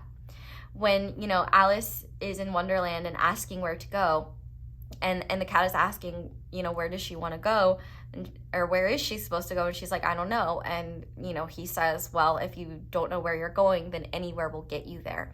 I feel like this is that period of time where you may not, there's no wrong choice. There's no wrong way to do things. But I think that what will be most effective for you is to trust when your heart leaps at an opportunity or really desires to do something or urges you to take an action that you wouldn't, whether that is reaching out to someone, whether that is trying something new, whether that is getting back into an old hobby or an old habit that you haven't done in a while, saying yes to a fun opportunity that you would normally say no to. Everything is leading you to greater awareness. And I think that there's an unlimited amount of opportunities for you to connect with your inner self. I also feel like if you've felt this disconnection from your inner self, this disconnection from your inner truth, you have bountiful opportunities to gain greater awareness. I feel like if you have had a hard time connecting with your inner self, but your outer world has been clearer and more defined, it's kind of like things are flip-flopping. and your inner self is becoming more clearly defined, and your external path is more confusing. But I think the reason why that is because there is no wrong step, there is no wrong place. You have ample opportunities to reflect, and as long as you are just honoring the ways in which are most effective for you to get in touch with yourself, so like journaling, spending time imagining, daydreaming, talking with a trusted friend, like you will get what you need during this time. And there is no limit on what you could discover. In the words of Katie Hare, and the limit does not exist. There's lots of self-discovery here and lots of room for cultivating deeper trust with yourself and the greater universe. I feel like this is this time is an opportunity to discover that you are in fact that bitch. And that bitch is a gender neutral term of endearment. So I would like you to comment below if you would like that you are that bitch, because you are. Affirm it, name it and claim it. Anyway, we're gonna look now at what you need to surrender, because the universe already has your back. So Spirit, what does pile 2 need to surrender at this time, or during this upcoming period of time? What are you taking care of in the background? What are you supporting pile 2 with? We have the 9 of Wands. This is resistance. Surrender resistance to what is. I think sometimes when we are confused, or when we're frustrated, or we're really dealing with a lack of clarity, one of the hardest things can be accepting that. I find that, you know, like there are days, for example, when I'm doing yoga and my brain is just honestly being kind of a cunt, and like I can't handle it. And if you're offended by that word, I'm honestly really not sorry, because I love that word and I wish Americans used it more. I think that's one thing Australians and the Brits have correctly, is just like, I don't know, I think it's a fun word. In those moments when my brain will just not chill out, will not let me embrace and enjoy that time, rather than getting frustrated about it and shaming myself, I'll just be like, yeah, my brain's being a cunt. That's fine. It is what it is. And just that acceptance relieves a little bit of that tension. I feel like what you really need to surrender is resistance to whatever your reality is, and resistance to the uncertainty that you may be experiencing. The universe is really asking you to trust that whatever is your current state of being is the most effective state for you to be in for the version of yourself that you currently are. Nothing is out of place. You're not doing anything wrong. And surrender the need to feel like you have to push yourself so hard, especially when it comes to personal goals. Like if you have other things that you're working towards, I feel like one thing the universe wants you to surrender is the need to force yourself to come to premature conclusions, or the need to force things into creation or completion. So one of the things you might be dealing with is creative burnout or a lack of inspiration. The universe is saying, don't force inspiration. Surrender to the fact you don't have that, and focus on a different area of life for the meantime. This is definitely about not trying to push through your current circumstances, but instead surrender to them and accept that there's a greater wisdom that you can't consciously understand working in your favor at this time. That will lead to greater insight, and it will save up brain space, precious brain space, that you can use to create fun opportunities, accept invitations, and do things you wouldn't normally that bring you healing. I feel like unconventional forms of healing are going to be coming your way, and also unexpected opportunities, unexpected connections, unexpected joyful experiences that you couldn't have created on your own, but just that fall together magically, and that you realize, oh yeah, I really didn't need to stress about this. In fact, everything is working out for my highest good. It is working out for your highest good. Trust it. So we're going to go ahead and finish this reading off with these cards, which are going to tell you what blessings are coming your way in the next, I kind of see this as like the next, couple months-ish. So these are not blessings you have to earn. These are not blessings that you have to be in a position to receive. They're already coming and they're already on the way because you were already worthy of them and they were already going to come to you no matter what. So to start, we have 25. You have a great ability to take in and process information on both conscious and subconscious levels.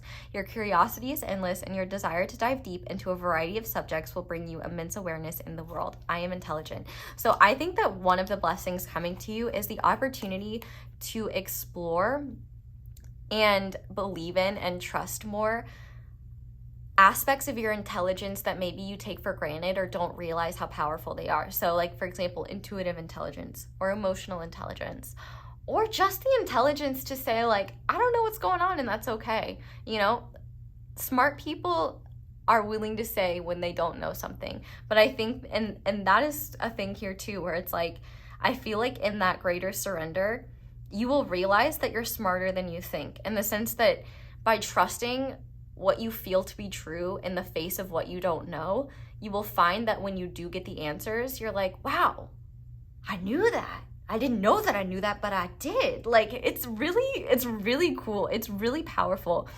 Things that you couldn't even have, like, things you couldn't have had confirmation, but you just felt like you knew. I feel like you will be getting confirmation of that during this time, or the stage is being set for that confirmation to come. You're definitely going to be trusting your own judgment a lot more. We also have Primrose, youthful love. If I had a single flower for every time I think of you, I could walk forever in my garden. So one of these blessings could be, you know, sharing love with someone that makes you feel young, someone that is from your past, or someone that you met when you were young. I feel like no matter what, this is an opportunity to embrace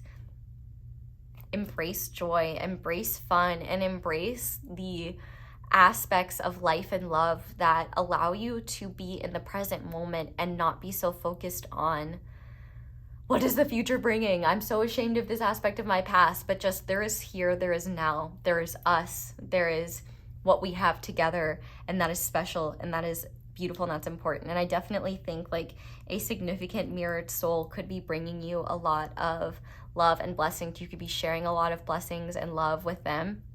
And it may be something where like you guys are creating it together, or, you know, there's a chance meeting, or there's a chance opportunity for you guys to heal things. Or if you've been in a situation with someone that is a mirrored soul, it's like you guys are getting back to your roots, back to just what feels good, back to an equilibrium where things feel easy, breezy, beautiful. Cover girl. You know what I mean? We also have, so the number 777, 7 blessings of the 7th dimension heal my soul. Peace, potential, creativity, freedom, divine presence, healing, and truth. Wow. Okay. So 7 blessings you are receiving is peace, potential, creativity, freedom, divine presence, healing, and truth. So you can expect all of those. And the number 777 is a significant number for you. We also have, I seek truth, wisdom, and heart-aligned helpfulness in every belief I choose to cultivate. So I definitely think that this time is bringing you blessings where you are finding truth in confusion. You are finding wisdom and trusting your own truth in the face of that confusion, and trusting where your heart is leading you to, because it's leading you to greater awareness you couldn't have cultivated with your conscious mind. But lots of truth is coming to you, and I think truth you already felt is being confirmed to you, or the stage is being set for those confirmations to happen. We also have the Tree of Life, travel on. So one of the blessings of this time is it doesn't matter what path you take, you're headed exactly where you need to be, and everything is working out. You're not behind, you're not ahead, you're exactly where you need to be. And I feel like you will continue to get confirmation of that. And if you ever feel during this time like you're behind, ask for the universe to remind you that you're not. Or just reaffirm for yourself, I'm exactly where I'm meant to be. There is nothing wrong. But if you want to study the Kabbalah or the Tree of Life in any way, that might be something you want to explore. You might find that there's a lot of insight for you there. And you may realize that even though this period of time is one where there's a lot of confusion and there's a lot of uncertainty, you realize you're still on the right road. You're still exactly where you need to go. You can just only see what's directly in front of you rather than what's 500 feet. You just got to trust and stay inside those lines. You know, the drive and the road lines, whatever those are called. And finally, we have passion. Do what excites you. Get fired up about your life. Increase your energy levels. So I love this. I feel like that is one of the biggest blessings that's coming to you, is greater passion, greater conviction in your passions, and realizing like, oh, if this inner flame hasn't died, it's for a reason. It's because it's a fire that drives me. It's a fire that nourishes me, and it's a fire that gives me life. One of the blessings that you are being given is the blessing of exploring your passions, sharing your passions with others, being with people you're passionate about, and just giving yourself the opportunity to feel what it is like to be alive and enjoy that process. You know, so often we are bogged down by shoulds and responsibilities and fears and whatever else, and we just forget, I'm a living, breathing human being. And I exist right now, and that's fucking awesome. And I get to do things that are awesome. That is another gift that is coming. And I feel like even though this is not a time for being in your head and overthinking, this is a time to tell yourself, to hell with being certain with everything. I'm passionate about living in the face of uncertainty. And I feel like in that process, you will be really, really shocked to see where it leads you. So pile 2, I'm going to go ahead and look at what is next in love and your extended. So if you want to meet me there, feel free. But if you are leaving me here, thank you guys so much for watching. And thank you so much for letting my ads play in the background. That is one of the simplest and easiest ways to support me and show appreciation for my channel. But if you'd like to do that in other ways, you can like this video, you can comment down below and let me know how it resonates. You can subscribe if you haven't already, and be sure to click that little notification bell to be notified whenever I upload a new reading. You can check out my merch, you can check out my candles, but be sure to use code ASO10 for 10% off. And technically not my candles, they're my candle maker Maggie's, but my candle line is with her, you know. Like I said, you can check out the extended.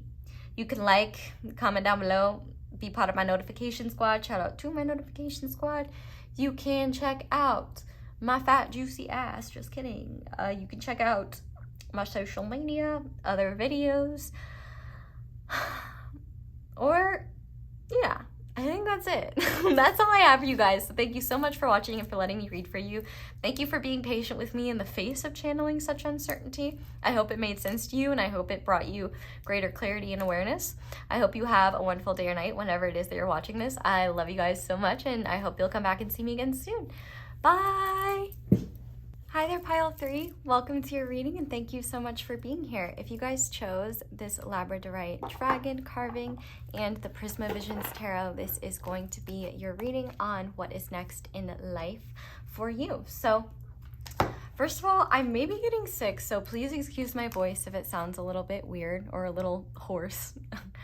I don't even have a horse pun to make. I don't know why I was using that inflection like I was. Anyway, we're going to start by looking at your overall energies. If you'd like to see a full breakdown of the reading, there is one in the intro. But starting with the overall energies for the next few months for you, we have hope, always lovely to see. We have don't let pride get in your way, and Rado in reverse. Okay, I can definitely see why the dragon is here. I can see that there's definitely been some frustration and likely emotional storms that you've been dealing with. I feel like these are things that have already been happening, but you're like, when is it going to end? I feel like I can't give you that answer, but what I can say is that things are getting better. And these next few months, there's definitely an emphasis on you facing the emotional baggage that may be getting in your way from trusting yourself more, and that may be stopping you from receiving more clarity. The thing about Rado in reverse is you're either missing your horse or the rider. And I feel like in a lot of ways, it's almost like you have a desire to move forward, but you don't have the energy or even the idea of what direction you're headed in. It's kind of like, even if you wanted to move forward right now, even if you wanted to be at a different place in life, or really honestly just feel more secure about your position in life, it seems like even if you had those external circumstances, you'd still be feeling the same way. I feel like these next few months are about surrendering to what your external circumstances are trying to show you about your internal state. The fact that we have don't let pride get in your way here, you may have the tendency to pretend like everything's fine. You may be that meme of I think it's a dog that's sitting in the room on fire and is like, this is fine. I feel like one way that you could make this time more challenging is if you refuse to look at the parts of self that are calling to you. If you are not in some sort of therapy or counseling and you have the means to do so, you might want to do that. One type of therapy you might want to look into is interfamily systems therapy. It's the type of therapy that I do. And when I said parts, it was making me think of that because part of what that therapy is about is dissecting the inner parts within us, understanding how they function, healing them so that, they don't guide us, but rather our authentic spirit does and works with our healthier, balanced parts. It sounds a little sexual, but it's not, I promise. I definitely feel like if you've been feeling the urge to seek help, now would be an excellent time to do that. But it may just be that you need to be honest with yourself about your current state.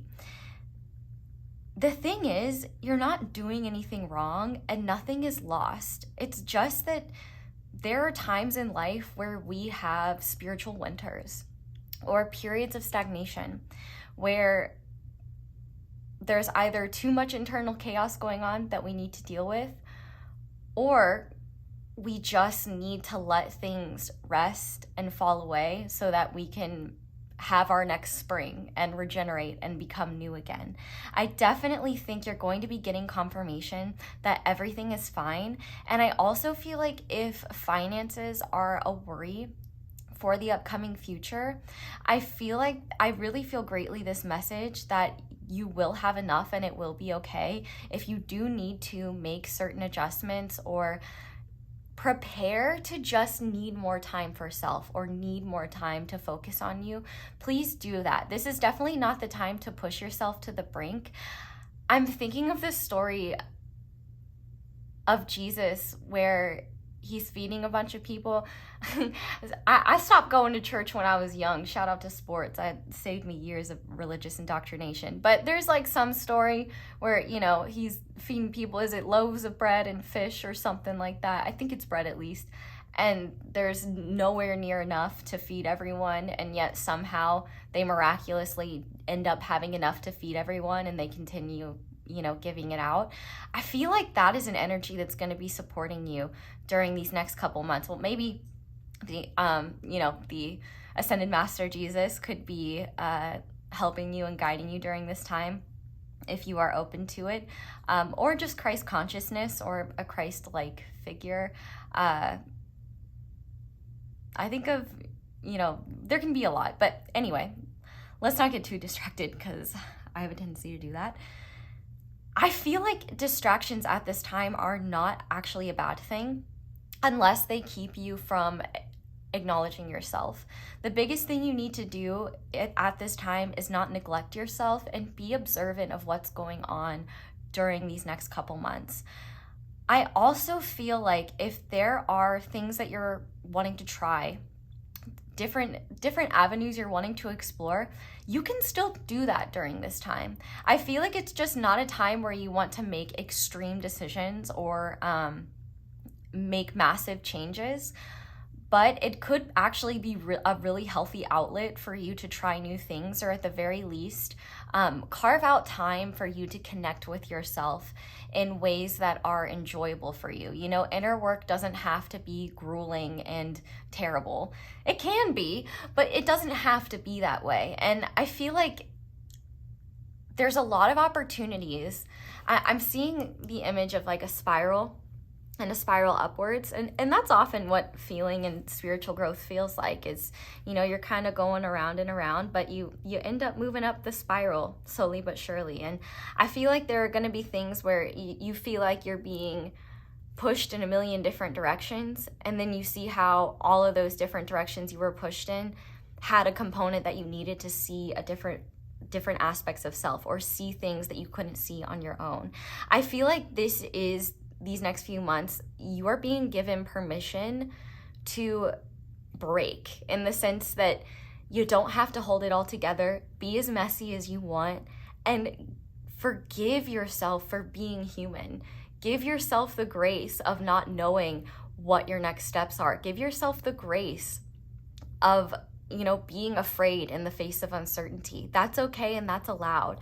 The thing that you're not allowed to do, though, is stop believing in yourself or give up hope that things can't get better or that you'll be stuck here forever, because you certainly won't. I feel like you will be stuck here longer if you do neglect and avoid yourself. So you do want to be aware of any habits that you engage in that suppress your emotional body. At the very least, I'm not saying quit those things altogether, but maybe be more tempered about it and make sure that you're not doing that to the detriment of yourself. But I also think as well, these next few months are an opportunity for you to see where help can be provided by just having a willingness to open up and say, hey, I need help, or hey, are you willing to listen? Or hey, universe, guide me where I need to go, show me what I need to see. I feel like the eyes are really significant. Well, I guess there's only one eye here, but there's these two balls of yellow, and I see this yellow as like the sun, the light, like you're getting closer and closer to the next breakthrough that is going to lead you out of this cycle. But I feel like what's next, at least for the next few months, is a process of disentangling psychic debris, disentangling functions that are no longer working for you, and maybe also disentangling yourself from situations that are leading you to more emotional dysregulation or dysfunction. I definitely think that you're more like, what you are afraid of acknowledging within yourself is a lot less scary than you realize. I feel like there is a part of you that is wanting to ignore it and just pretend like you're okay and that things are fine. But I feel like what you really actually need is to realize, like, if you want to move out of this energy, you have to be willing to be still and observant in it. It's like you can either be swept up in your own storm or try to center yourself in the eye of it and observe it. It's really important not to judge yourself through this process. And I do feel like this will be a time where you may not be as present in certain areas of life. Like you may not be spending more time, you may not be going out and seeing people as much. And if you are, it's maybe like asking, people to come spend time with you, or,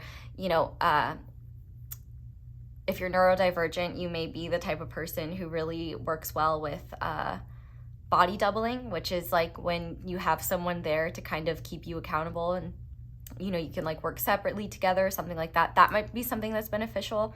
I feel like the abundant universe will be providing where you will be able to move through this time period and do what needs to be done. It may be stressful from a conscious linear perspective, because we always want to have certainty and we always want to know what's happening and why.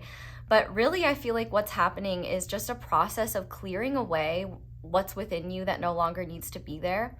And I feel like in that process of clearing internally, you'll start to see what in your external world isn't working. If you need to shift your routine in certain ways, if you need to give yourself more time for rest and reprieve, if you need to start making plans to do something differently, if you're like thinking about, going to school, or if you're thinking about continuing school or switching jobs, it's like, okay, maybe we're not making that jump in the next 3 months, but we're looking at it, we're considering it and seeing, is that something I'm ready for? I feel like there is this call for you to trust that you're, first of all, doing amazing. Like, I know it's probably frustrating hearing this, because we all want to hear that things are just gonna be fixed, like with a magic wand, and everything's gonna be fine. But I'm not going to lie to you.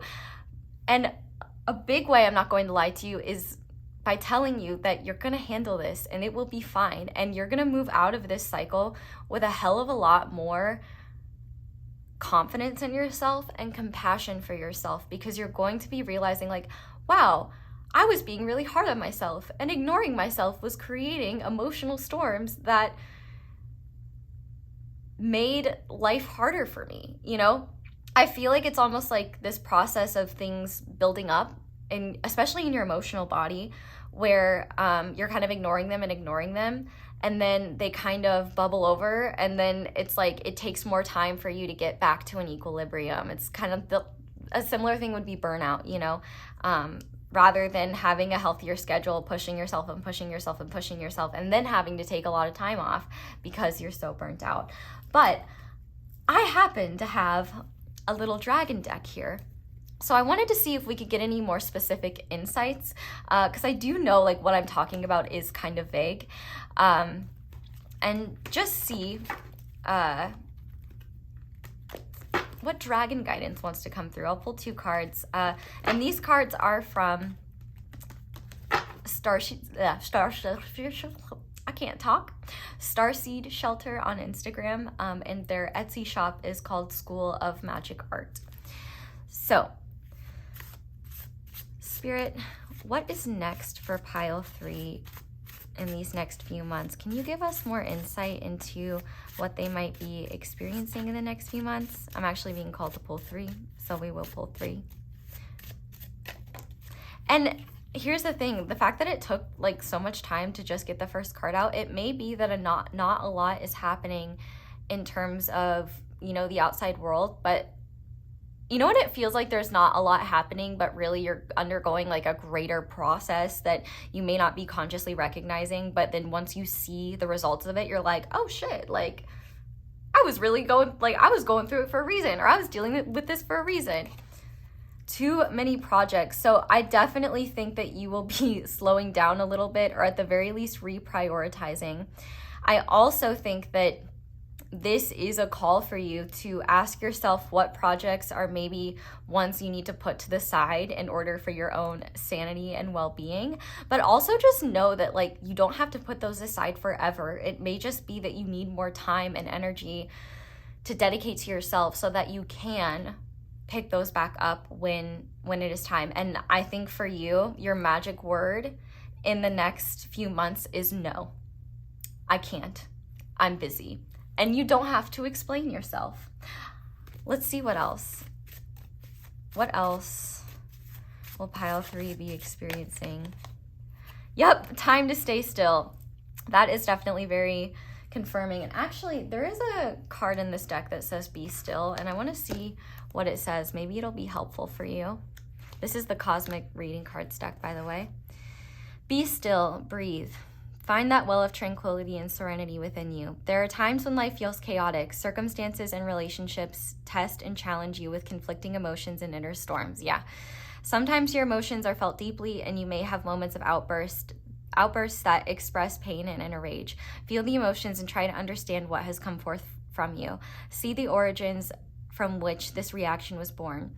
There will always be triggers, dear one, and storms will pass, but how you react makes all the difference to the severity and longevity of the storm. So yeah, this is kind of reiterating what I've been saying, but also, you know, if you like lash out, for example, or say something that you don't mean, or just take an action that you regret, don't be afraid to like reach out and say, hey, like, I'm sorry, I didn't mean that. I was in like a difficult position. You know, being willing to own up to when we've messed up is, number one, a very powerful form of healing relationships. And also it's a very powerful form of getting your ego out of the way, because you realize, oh, it's okay to mess up.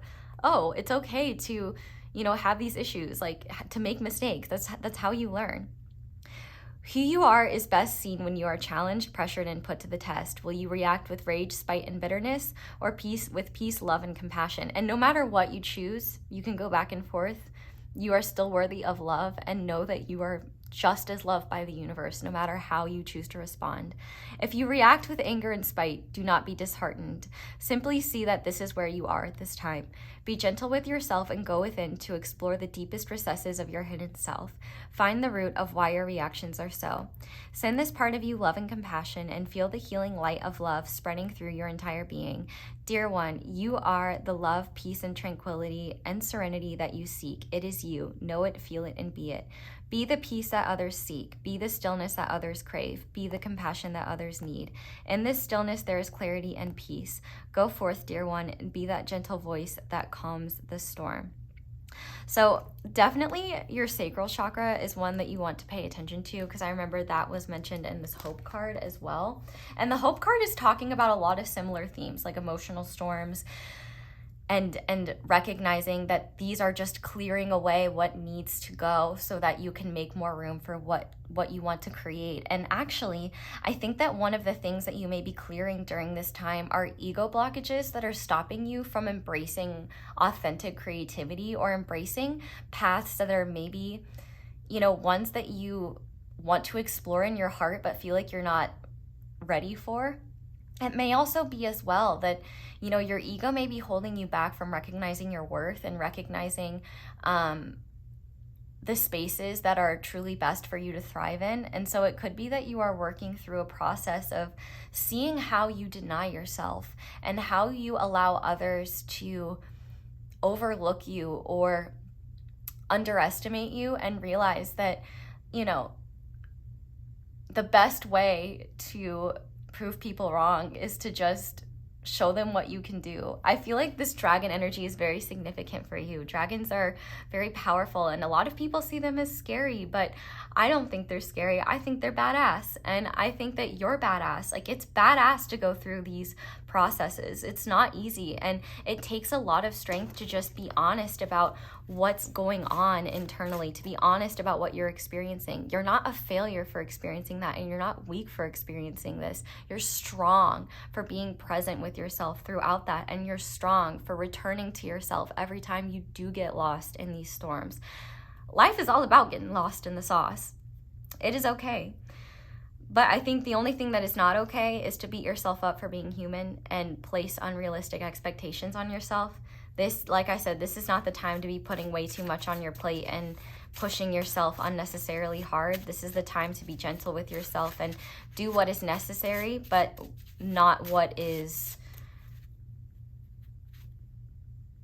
will take you away from yourself during this time. So definitely give yourself more room and more space to be with yourself. Okay, one more. What can pile 3 expect in the near future? Burn all down, yeah. And lay down your sword. I really love these. I love these cards. Shout out to Starseed Shelter. She's the best. So I definitely think you're burning through your ego in a lot of very powerful ways. Like, this is the time for you to let go of what isn't working within you, and see what outside of you is contributing to ego structures that hold you back, what is contributing to this sense of, feeling unworthy or feeling not good enough, and what is maybe unnecessarily contributing to emotional storms, so that you can just give yourself the time and the space that you need. I feel like no matter what, though, these next few months are not a sign that you're doing anything wrong. They're a sign that you're doing everything right, and that everything is exactly as it's meant to be. But while I'm shuffling, if you want to know what's next in love, we will be looking at that in the extended. Maybe if there are, and we'll be looking at all relationship types. So for example, if you're in a relationship where things are kind of challenging, we'll be looking at stuff like that. That'll be down below if you're interested. But of course, I'm just grateful you're here. We're gonna use the tarot deck as a form of guidance. And instead of, if you watch me at all, you'll probably know I use my oracle decks as a form of guidance typically. So the oracle decks are actually just going to be blessings that are coming to you, and we're going to use this tarot for guidance. So we're going to start by addressing worries and fears that you may have about the near future. So Spirit, what would you like to address to pile 3 when it comes to worries and fears that they may have in the near future? Wow, okay, interesting. So even though this reading is very different, 2 groups have gotten the Judgment card. So this is not judgment in the sense of like, I'm judging you. The universe is not judging you. Judgment is a card of transformation, and in the traditional Rider-Waite tarot deck, it depicts Judgment Day, as talked about in the Bible. I really like this form of judgment because it's a new door opening. And so I feel like what you need to know is that you're in a greater cycle of transformation. And I love how, you know how we were talking about that spiral. It's like all that you're going through right now is part of a greater cycle. And not only that, it's leading to new doorways that you thought were closed to you, pathways that you thought you couldn't even go down, but you never even bothered to knock. I feel like this is a time where you are in the midst of transformation, so you don't see what you're transforming into. It's like you are the clay that's being molded by these external processes. It's not yet time to put you in the kiln. You know what I mean? But I feel like it's getting close with that burn it all down. I feel like the universe is really asking you also, in a literal way, not to judge yourself during this time, and also recognize that if you are more concerned about how others are perceiving you during this time or letting others down, instead of worrying about yourself, then that is one of the things that needs to go. It is very important that you're more focused on what is best for you, because truly nobody but you can know what is right for you. You know, people can think that, and it is really nice to have people tell us what to do so we don't have to think for ourselves. But this is a time for you to think for yourself and really trust. I love how similar this Judgment card is to the Hope card. Oh, I forgot. I wanted to look at what the number 16 says in my numbers book, the 1111 Oracle. So let's just see, because that could be an affirmation for you during this time. My actions are wisest when they are in harmony with my heart. Okay, I love this woman. She's incredible. Buy anything from her, support her in any way. It will make your life better. If you don't have the means to get counseling or therapy, her books have been instrumental in guiding me through some challenging times. Her decks are incredible. The Love Your Inner Goddess deck is really awesome. But really just explore what's out there. She's got a lot. She's published a lot. Miss Fairchild, she is incredible. I'm very grateful for her. And if you feel called to, maybe check something out. It might be helpful during this time and during your process. But this is the time to do what's right in your heart. And sometimes your heart may not know what it needs, but that's when it's time to be still and just listen. And also accept even if you don't know what that is, if you don't know what to do, that's okay. Let's just do what feels good right now. Let's just do what is supportive to us right now. It's kind of the equivalent, like I feel like in these next few months, it may be humbling in the sense that you might feel kind of like a toddler having a temper tantrum at times. And that's nothing to be ashamed of. Like, all of us can have those, and that's okay. But to recognize that sometimes the best thing to do is just, let the toddler cry it out, because it's not really going to help to try to, give them guidance when they're in the middle of a need to just purge emotion. And I feel like that's what you are in the process of. So if you find yourself randomly crying or randomly having intense emotions during this time, trust that that's energy moving. It may feel like you are stagnating out externally, but there's a lot happening inward that needs to be purged, that needs to move so that you can move forward, so that you can walk through into this next cycle of life, into this next phase. And I also feel like what you need to know is that you're getting closer and closer every day. There is no specific timeline that I can put down here for you. It really just depends for each of you how much time and energy you dedicate to honoring the inner processes that are happening. If you don't have the tools, finding the ones that work for you, or going through that process of trial and error. But I also just think that, like, this is not a forever thing. You are not going to be stuck here forever. And I feel like the biggest thing Spirit wants you to know is that once you move through this, you will never experience it this way again. So trust that there's a greater reason for this happening, and it's like you're closing the door on what can't follow you into the future that you're wanting to be a part of, the future life that you envision for yourself. And I feel like another thing that Spirit really wants you to know is that even if you experience similar energies in the future, they won't be as challenging or as intense, because you have the tools and the awareness to be like, oh, I know what this is. Oh, I know what I need. Oh, I can support myself through this. This is all leading to more learning and growing, and you can't really mess this up. The only thing is that this process could take longer if you neglect yourself or, avoid yourself. So, Spirit, how can pile 3 make the most of this time? Let's ask this. How can pile 3 make this time as short as possible? We have the King of Pentacles.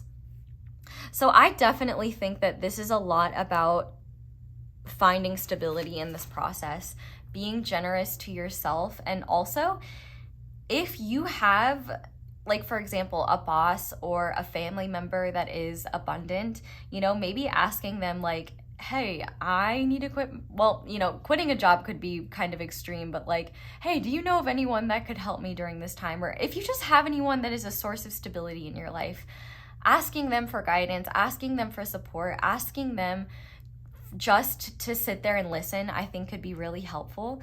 But I also feel like you have, depending on who you are, you already have a lot of tools in place to help you and assist you through this process. If you have a partner, they could be a really powerful source of support. Relationships aren't always 50-50. Sometimes we have to carry more of our weight. And sometimes our partner carries more weight. And so it may be that you have to rely on a partner at this time, or someone that is a solid source of stability in your life. This is not the time to push people away or pretend like you've got everything under control, especially if you don't. I feel like another way to make the most of this time is to make sure that you're, like I said, not overcommitting, making sure that you're giving yourself ample time and space to care for yourself through these processes. The quickest way to move through this process is through. It's not by avoiding it. There is no cheat code. The only way out is through.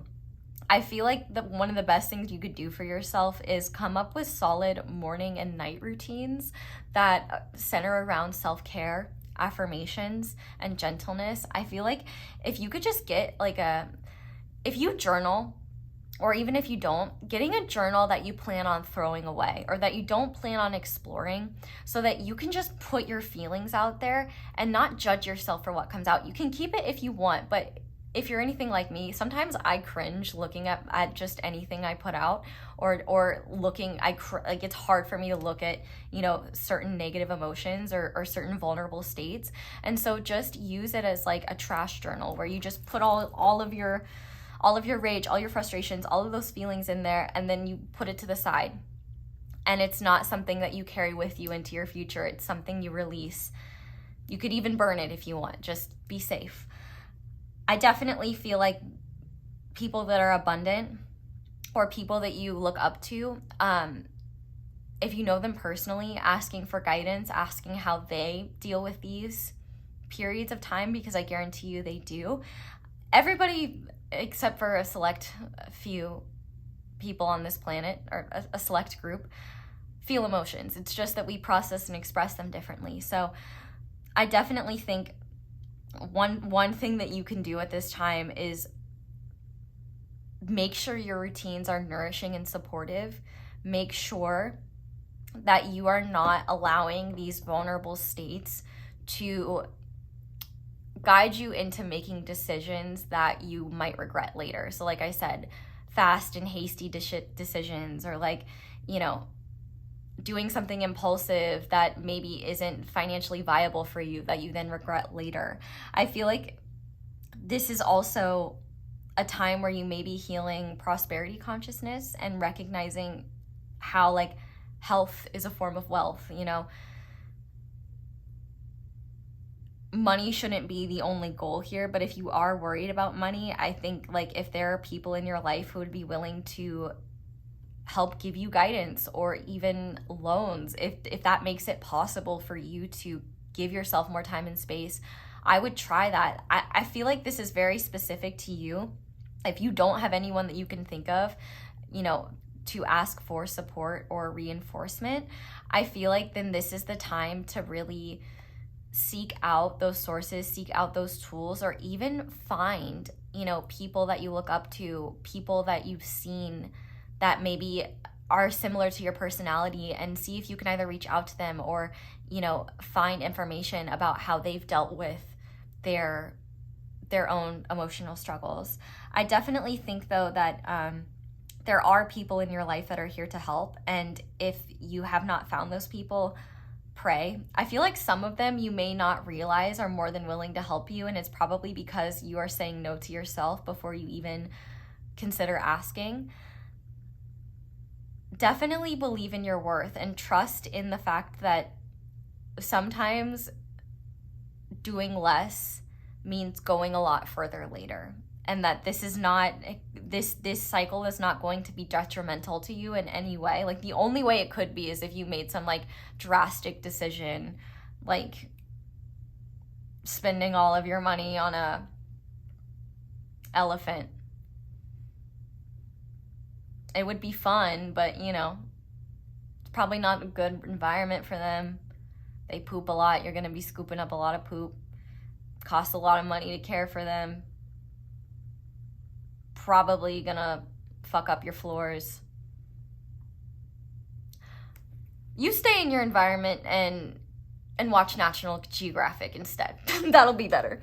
Okay. Let's see now opportunities coming your way during this time. So what are well, I feel like you already have a lot of opportunities, so let's see what opportunities you should be taking advantage of during this time. Yeah. Opportunities to start fresh. New opportunities to try new things, I think, are the most important, you know, with the Fool card being here, but also opportunities to let go of what's holding you back from where you're trying to get. Like, if you're if you have a goal of, I want to, you know, have a schedule that is easy for me to maintain, that is that gives me room and freedom to explore new things. Take those opportunities. If you have opportunities to take time off, to take time to just be like, I don't know what I'm doing, and that's okay. And just, this is really a time to vibe out. This is an opportunity for you to just trial and error, be present with yourself, and let these next few months kind of reveal to you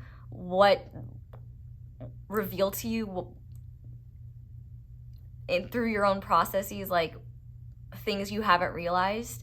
But also, this is your opportunity to give yourself permission to not know what is going on and be fully okay with that. This is also your opportunity. This time is a massive opportunity to unburden yourself from past energies, from obligations that don't support you, from commitments that aren't serving you. And it's also an opportunity for you to set the foundations for a new beginning.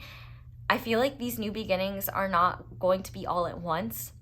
I feel like they're all happening in different ways, but the biggest key component that you are working through right now is your inner world.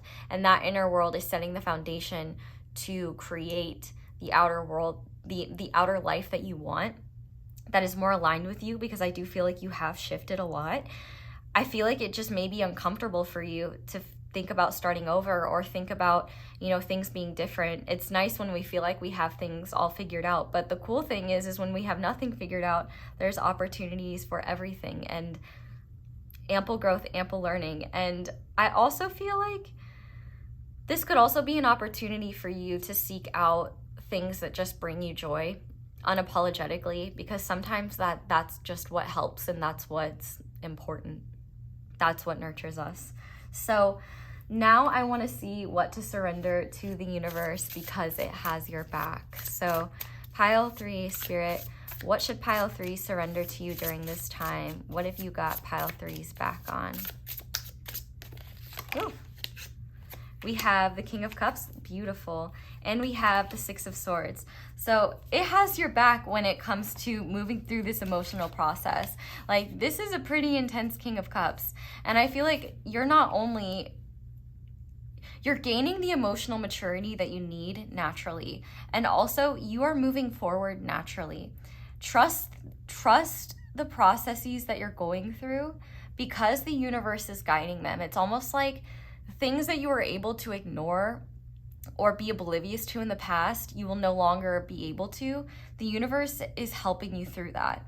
I also feel like the universe is while you're focused on okay, I'm seeing this image of like a sailor, right? That's you. And you're navigating this storm, and you're so focused on navigating the storm and just making it through, you don't even realize that the universe redirected you to an island that's even better than the one that you were planning on heading to, that it's far more abundant, and actually the climate is better, and there's less people on this island, and I can vibe out here. I feel like the universe is really helping you move forward, and I feel like if you've wanted to get out of stagnation, get out of what has been holding you back, the universe is helping you through this process by forcing you to move through what has been keeping you stuck in the first place. It's not always fun, it's not always easy, but smooth seas don't make good sailors, and you are meant to be a really talented sailor. I can't think of one. My sailor knowledge is kind of minimal. But with that being said, let's go ahead now and look at blessings that are coming to you during this time. These are not blessings you have to work for. These are not blessings you have to earn. These are blessings you will naturally receive. So beautiful. We have 111. Angels are ready to fully support you in this endeavor so that you can co-create with the universe a life that you love. I am creative. So yeah, a lot of the emotional and psychic debris that you're getting rid of is making room for a lot of creative energy. And it's like, if you've already been in this process of trying to manifest what you want, this is that these are these manifestations like coming in to be grounded. It's like, okay, you want this? Well, you need to be in this position and have, this much mental and emotional bandwidth in order to create it. If that makes sense. You're on the right path, and 111 is a powerful number for you and a sign that you're on the right path. We also have the daisy. I'm not even going to try to pronounce that. Purity, cheerfulness, innocence. The present moment is filled with joy and happiness. If you are attentive, you will see it. I feel like there is kind of freedom in this uncertainty. And I feel like because you won't really know where this is headed, what's really happening, you will be given the gift of not being so hard on yourself and feeling like you have to have it figured out. I also feel like as you're moving through this and as, these storms start to subside, you'll be like, oh my gosh, I don't have to go down that path that I thought. Oh my gosh, there are like all these different opportunities that I didn't consider. I feel like you're going to feel so much lighter from this process. It's like you will feel like 20 pounds lighter, and you won't even realize that like what was weighing you down was emotional baggage and like psychic debris that you couldn't purge. Well, you are. We also have 888, alignment into a higher order of abundance. I am a living mandala of unique divine beauty. So yeah, if you, like I said, if you are trying to create more abundance, what is blocking you from that is being released. I definitely feel like 888 is another powerful sign that you're on the right path and you are getting into alignment for a life that is more resonant with the person you're becoming. If it feels exhausting just trying to maintain the status quo in your current life, that is because it is no longer suited for you. You're headed, I'm hearing, it's not, is it Bob Dylan, Standing in the Doorway? That's a song for you. That's where you're headed. We also have the circus of life. Circles of life with family. So I feel like family could be a powerful source of support at this time. Like I said, if you have that, or you could be led to soul family. I do feel like there could be blessings in your family in general happening during this time period that bring you a lot of joy, that bring you a lot of happiness. You could be seeing extended family, or you could be receiving gifts from extended family, or people that feel like family to you.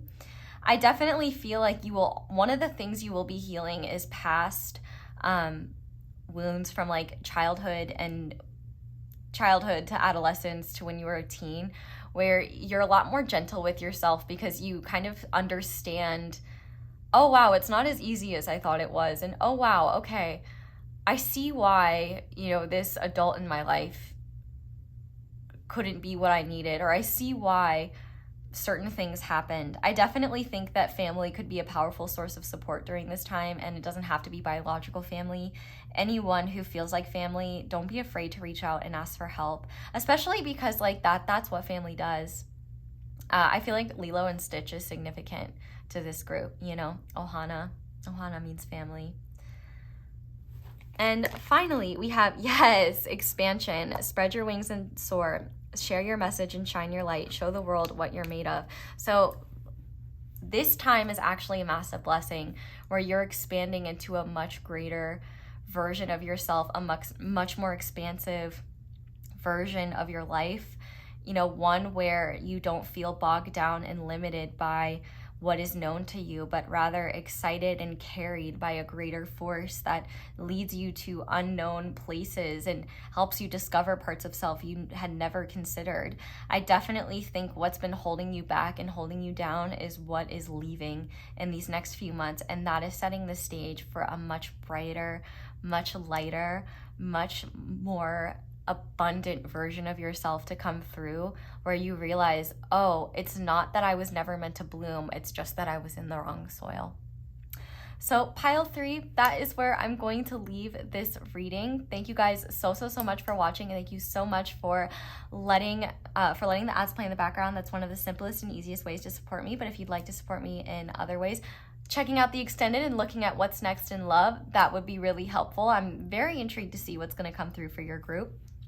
But you could also like the video. That's super helpful. You can comment down below. Let me know how it resonates. Subscribe if you haven't already.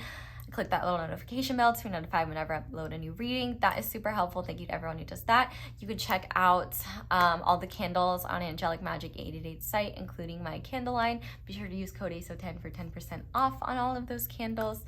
There's lots of manifestation candles on there, and there should be, and there is now a new candle, the sun candle, which is all about success and light. So maybe you want to check that out.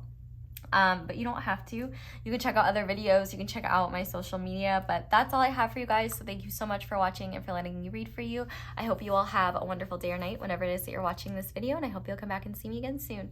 Bye! Hi there, Pile 4. Welcome to your reading, and thank you so much for being here. If you guys chose the yellow calcite sunflower and the Midcenturian Tarot, this is going to be your reading on what's next in life for you. So we're going to start with the overall energies of the next few months and look at what is next before we get into specifics. If you want a full breakdown of the reading, there is one in the intro, but let's look at what is next for you. So to start, we have compassion. We have Wunyo. I love to see that. And we have meditate and contemplate. These are good energies, Pile 4. First of all, this may not resonate for all of you, but for those that it does, I do want to say congratulations, because it definitely seems like you either reached a point of completion or you are reaching a point of completion in the near future. That is a significant accomplishment for you. So for those of you that are reaching a big milestone in your life, I just want to say congratulations. Feel free to share if you want to. I would love to hear in the comments. But there's definitely the energy here that you deserve to soak up the feelings of accomplishment, the feelings of joy, the feelings of satisfaction. But for those of you that are not coming up with a significant milestone, not coming up on a significant milestone or anything like that, it seems like these next couple months are really about taking stock of where you are, being present, and finding the joy in that present reality. I remember when I first started working with Wunyo, I thought that like I was just going to magically bake more joy into my day. Wunyo is a lot about joy, about connection, about sharing with others. And what I found is that rather than it working with me in ways where it's just like, meh, I'm having more fun, it was like, I'm gonna make you look at everything that's getting in the way of your joy. And it was kind of like, oh, this isn't fun, but it makes sense. And I don't know if that'll be the case for you, but I do think that these next few months, there is a priority on feeling your own joy unapologetically, enjoying whatever is within your present, and recognizing that you don't need to beat yourself up for maybe not appreciating what you had in the past or not seeing the value of your present in the past. It's funny, kind of funny to say. This is a time for you to soak up all the good vibes. And I feel like a lot of the good vibes are going to be generating within you. I feel like if some of you have been working really hard on your mental health, this is a beautiful sign that that is working, and that it is supporting this process of your process of being able to enjoy the present moment, spend time with people that you care about. This is really a time for you to be less so like proactive and more just contemplative and appreciative of what is. I do feel like there will be, I don't want to say it'll apply differently to all of you, but there may be people that want to rain on your parade, in the sense that they don't understand why you're so happy, or they just might not be happy that you're happy. And I feel like one of the tests during this time is, are you gonna let someone else's smelly farts ruin your good smelling vibes? Metaphoric smelly farts. Are you gonna open a window, or are you gonna sit there and smell it? There's really this vibe here where you are looking at, what are the inhibitors to me embracing and enjoying my present currently? And how does the outside world affect my ability to embrace my present, to be unapologetic about enjoying my life despite, what may be happening in the world, what may be happening in the lives of others, what may be happening even in my life. And recognizing that you don't have to have answers for everything. And also, you are not only allowed to feel good and feel joyful, you deserve to feel that way. So if you have struggled in the past with embracing joy or just embracing satisfaction in your life, I feel like this is an opportunity where you've been shedding a lot of the barriers to embracing your present moment, embracing joyful feelings, and realizing that you deserve to feel good. You don't deserve to feel guilty for feeling good. I definitely feel like if you have been including a form of meditation or a form of just inner journeying into your present day, your present life, definitely keep doing that. It's having wonderful, wonderful results. And I can tell you may not even realize how much of a positive effect it's having on your life, but if you're not doing that, I definitely feel like that could be one outlet that you could start exploring and see how it affects your state of being. I feel like you're gaining the upper hand on the negative influences within yourself and the negative influences around you. There's also, I feel like for a lot of you, you're going to be in a place where you feel so good, you're not going to let things that would normally bother you be a problem anyway. And I think that will be a really eye-opening experience for you, because you'll realize like, wow, okay, I'm not as vulnerable to external negativity than I thought I was. I can have control over my state of being. I can find ways to support myself and create my own boundaries so that I'm not being swept up in the collective energies of others, the pain of others, the misery of others. And I feel like you'll also be in this place where you're letting go of responsibilities that were never yours in the first place. Like, for example, many of us, I think, can agree that sometimes we feel like the weight of the world is on our shoulders, and it takes a lot to remember unburden ourselves and remember that, you know, we're just one person and we can only do our best. And, you know, the weight of the world is not any of ours to carry. But we can't let it go unless we make that choice to do so. And I feel like what you're really doing in these next few months is prioritizing connection with people that you care about, sharing your joy with others, whether they like it or not allowing those that maybe not be able to receive your joy, your good vibes, not allowing that to affect you in the same way. I feel like there's a lot of learning there.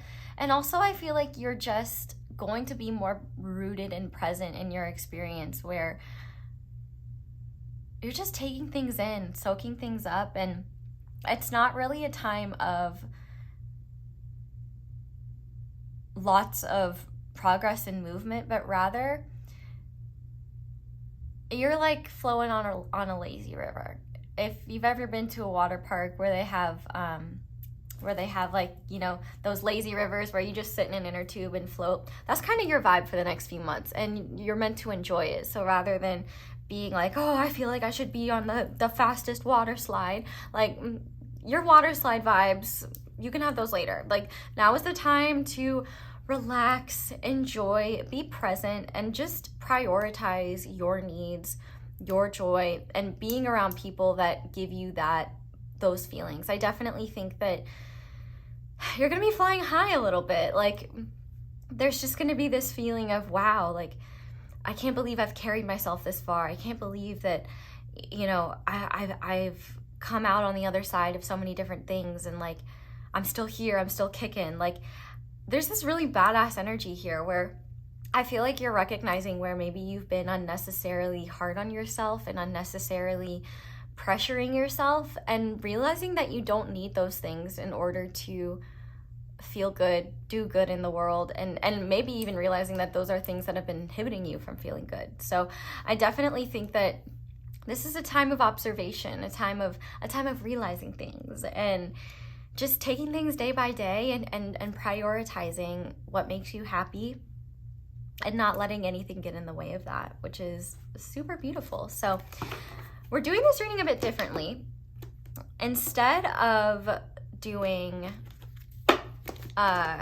guidance with oracle cards at the end, we're going to use your tarot as guidance, and we're going to use oracle cards at the end to look at blessings coming to you. But if you are also interested in seeing what's next in love, we are going to be looking at that in the extended. They have been very extended, and that is because we are looking at every single relationship status. So singles, people in situationships, committed relationships, and divine counterparts. And it is my intention that you should resonate with at least one group, but hopefully more than one. So, you know, you're not having to sit there through other readings you don't want to hear. But if not, I'm just grateful you're here. Just wanted to say that is there. But we're going to go ahead now and start by addressing any worries or fears you may have about the near future. So pile 4, Spirit, what would you like them to know about any worries or fears they have about the near future, please? Ooh, we have the Knight of Swords. So I definitely see here that a lot of your worries and fears may be subsiding anyway, but with this Knight of Swords energy, I feel like the next few months are all about you saying no to mental traps that have gotten in your way in the past. I also feel like one thing you need to know as well is that sometimes the first thought or the first thing is the right thing.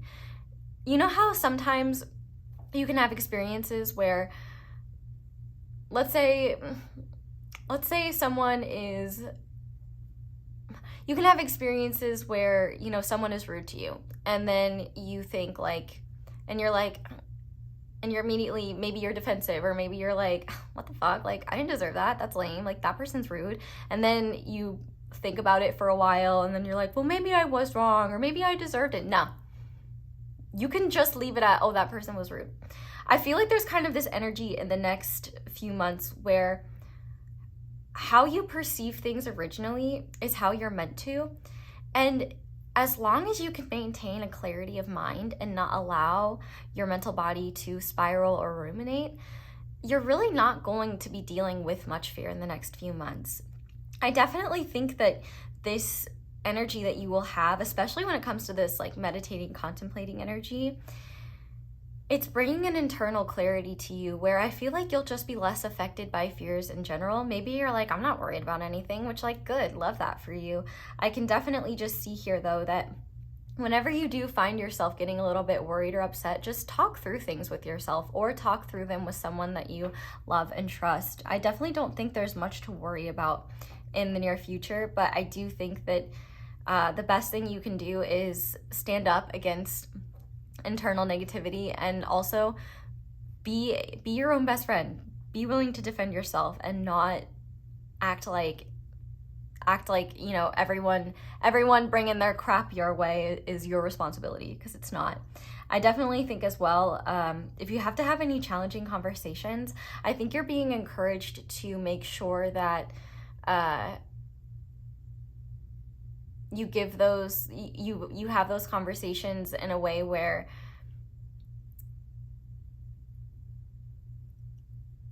make sure you're getting what you need to say out. Because if like you're super impulsive and it's an emotionally charged conversation, you might say something that you don't mean.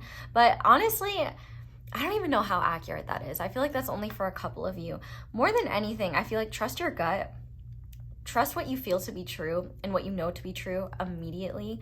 Don't allow yourself to ruminate over things after they happen. Like, you know, if something happens that kind of shakes you, the best thing you can do is do what's kind to yourself and get back to a state of equilibrium, a state of good vibes, because there's not much there for you to explore. All it would do is just create an unnecessary state of tension within you that you don't need. You deserve to enjoy how good the next few months are going to feel. So let's see how you can make the most of this feel-good time the next few months. How can pile 4 make the most of the next few months, Spirit? Ooh, okay, yeah. So we have the 7 of Pentacles. You can make the most of the next few months by not trying to push this time away.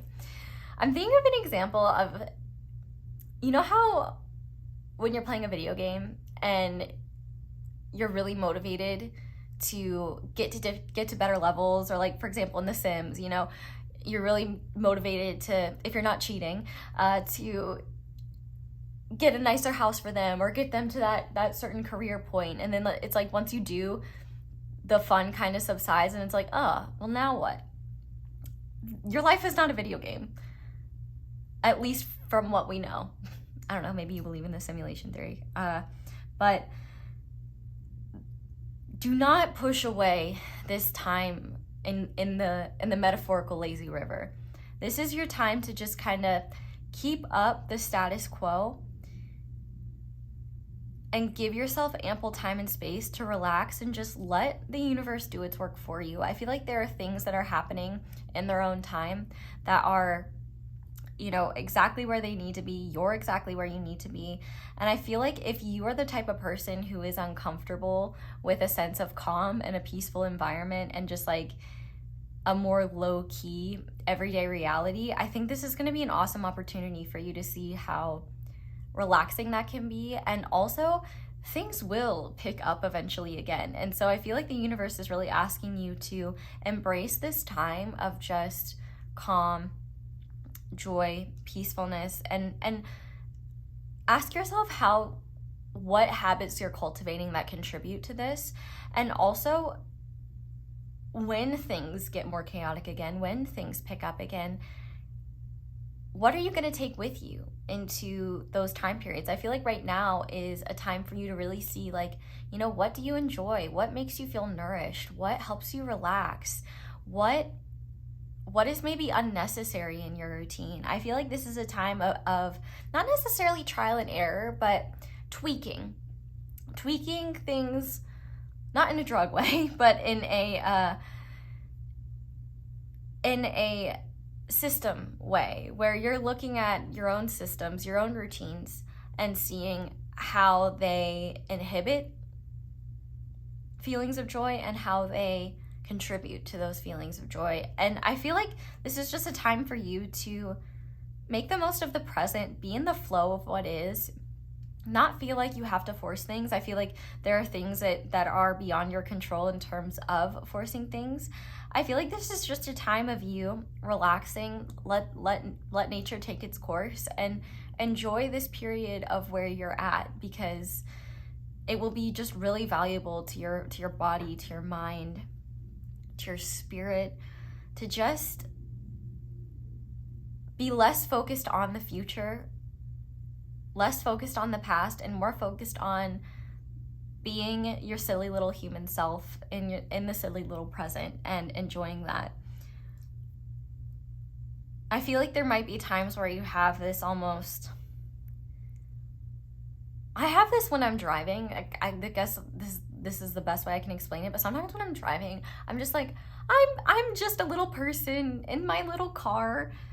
I'm driving on a road. I'm a human person in my car. Like, that's so weird. Like, there's this feeling of, I wouldn't call it like derealization or anything, because it's not a negative thing. It's not scary. I'm not like detaching from my body, but it's just almost this kind of like mundane surrealness where it's just like, I'm a human being doing a little human thing. And sometimes it's just fun. Like, I don't know.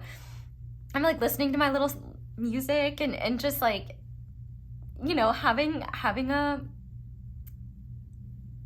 human experience that's very surreal. And I feel like that is something that you're going to be experiencing in just random moments in your day. Like, you might be cooking and you're just like, oh, I'm just a little person cooking, like, this is so special. Or, oh, like, I'm sharing tea with my friend and like, this is so nice. Like, I feel like there's just this beautiful energy of you embracing every moment and seeing the value in the small things that you may not recognize as being very impactful or very important, because, you know, maybe at different points in time you don't have the ability to be so relaxed and patient and present. So I feel like this is just definitely a time to see how good it can feel to cultivate continuous presence, because one of the biggest issues with human consciousness right now is the fact that we're not present, we're distracted, we're not focused, and we're everywhere else but the present. So cultivating that state of being and just seeing how good that can feel, and just embracing your present reality for what it is, and the beautiful things there. I feel like that is how to make the most of it. And I think you'll also be building that skill in a way where when things, you know, get chaotic again, do pick up, you're going to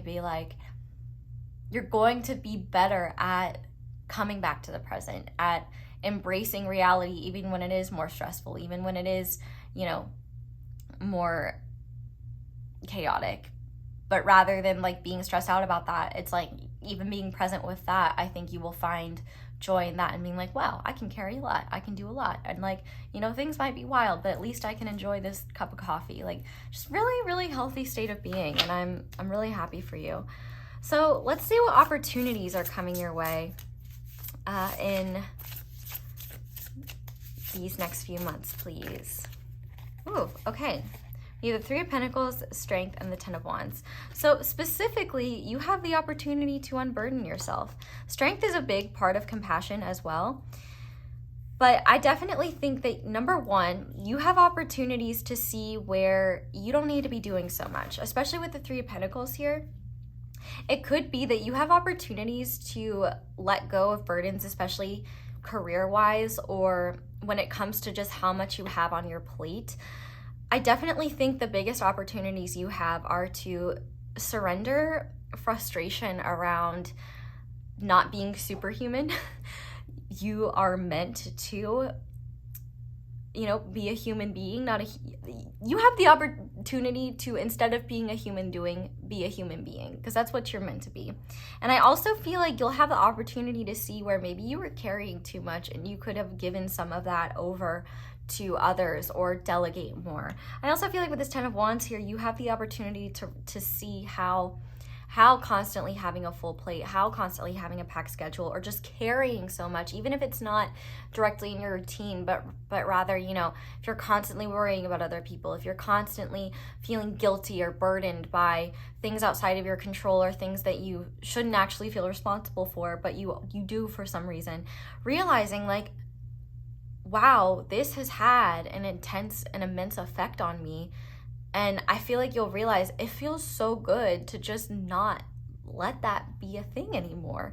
And at the very least, I'm sure it's hard to have like totalities with those things, you know, like it is quite likely that you will take those burdens back and you will put them on your back again. But with that conscious awareness, you can be like, oh, this is stressing me out, this doesn't feel good, let me let go of that again. It's a flowing process. I definitely think that you have the opportunity to see where things are not working, where things are inhibiting your joy, and also just realize, like, I don't have to make things so unnecessarily hard on myself, and I don't have to work hard or prove that I'm worthy of feeling good, of feeling relaxed. Like, and also I think that if you think that being less productive is bad or lazy, I think that you're going to be realizing, like, oh, maybe it's actually not good to be hyper productive. Maybe it's not good to be pushing myself 24/7. I definitely think you have the opportunity to see how much you've kind of needed this time to just feel good and be present, and also see that a lot of times it takes a lot of strength to just have the compassion for yourself to not consistently worry or carry everyone else's burdens on your shoulders on top of yours. You might be seeing how that is an inhibitor of joy, and I think you will also be having the strength to stand up to people. You have opportunities to say no, to stand up to people, and to put your foot down when it comes to what you won't accept into your reality, what you won't take over for others, because it's not your job to do everything. You have the opportunity to not do everything, and to do less, and to realize how good that feels. And when you're doing less, to take a step back and be like, I haven't appreciated this aspect of my human experience. I forgot how good it feels to just take a walk and smell the flowers. Like, this is not the time to start a world-class flower fair. This is a time to just walk in the street and enjoy the flowers. Not everything is a competition. You don't have to be constantly proving yourself. You deserve to just feel good. And I think that that is the biggest opportunity coming your way. Letting go of stress, letting go of what you've been holding on to unnecessarily, and having compassion for the fact that you believed that you needed to do that. Having compassion for the fact that the desire to be there for others, the desire, which, like, I'm not saying don't be there for others in general, but when it's at the detriment to yourself, you know, that's kind of a problem. When it's so imbalanced that you're running ragged and running on empty all the time, having compassion for the fact that that came from a place of, you know, wounding, or just not recognizing your worth, or maybe not even recognizing that it had such an harmful effect on you. You know, sometimes we don't realize how stressed or how exhausted we were until we actually take a break, and it's like, whoa, I don't want to do that anymore. So you have the opportunity to not do that anymore, and instead consider your present reality as something worthy of caring for and nourishing and being here for, so that not only can you stay more balanced, but also that, like, that's an act of self-love, that's an act of self-care, and it's a very important one that I'm proud of you for committing to, because I know you will. So let's see what you should surrender to the universe, because it already has your back. So what should pile 4 surrender to you, almighty universe? What do you have pile 4's back on? Yes, we have the 10 of Pentacles. So I really love this. I definitely feel like, number one, when it comes to certain family things, I feel like you may be taking a step back in certain family roles or places where you may just realize, like, okay, I'm overexerting myself, or okay, these people can step in, or like, I feel like you may just be recognizing where it's not your job to carry everyone and everything. But also this has to do with abundance. And I do think that the work that you are doing now is helping generate more abundance. And I feel like what the universe is really doing is helping set you up for a long, happy life where joy is a centered part of it, where you're not striving to be happy, you're not striving to feel good, you're feeling good on a daily basis through your routines, through being present, being grateful. And I feel like the universe is helping you recognize that you don't have to figure it all out on your own, and that the goals that you're working towards are not going anywhere, and they're certainly not going anywhere if you're in the present moment. you are on not only on the right track, but you're headed in a beautiful direction. You don't need to be so stressed and worried about making sure every single I is dotted and T is crossed. Like, you have everything you need within you, and you don't need to be so you don't need to micromanage the universe, I guess. Let go of micromanaging and kind of trust things to build on their own. I'm kind of getting the example of investing money in the stock market and watching it every single day. Like, it's gonna get higher and it's gonna get lower. Like, it's gonna do what the stock market does, right? But over time, hopefully, if you invest it right, you'll see growth, right? But it takes time, and oftentimes it takes a lot of time.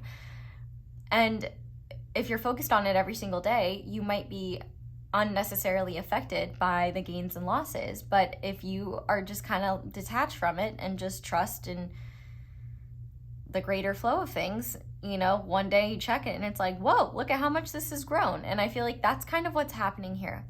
Surrender the need to micromanage yourself and feel like you have to constantly judge how well you're doing or push yourself to do better, do more all the time, and feel like you have to be on your A game every single day of every single moment in order to be worthy of the blessings the universe wants to bring to you. Surrender to the reality that blessings are already here and they're already coming your way. And that is the truth, because blessings are already here and they're coming your way right now. So this is really the time to be satisfied with your present, to enjoy how good it feels to just be you in this present moment, whenever that is for you, and not be so focused on the future, focused on, you know, your perceived flaws or anything like that, and just realize in this moment everything is perfect and that is enough for me.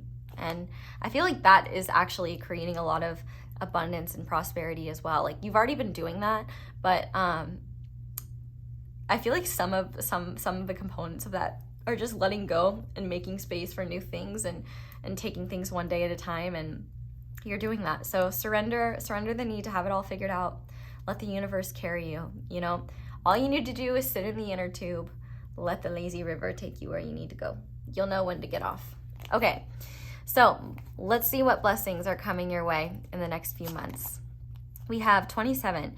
Your mind is wide open and you are tolerant and compassionate towards all ways of life. You value freedom of expression and want to improve the conditions of people, whether in your community, country, or the world at large. So I definitely think one of the blessings coming to you is you're going to be feeling less guilty for speaking your truth.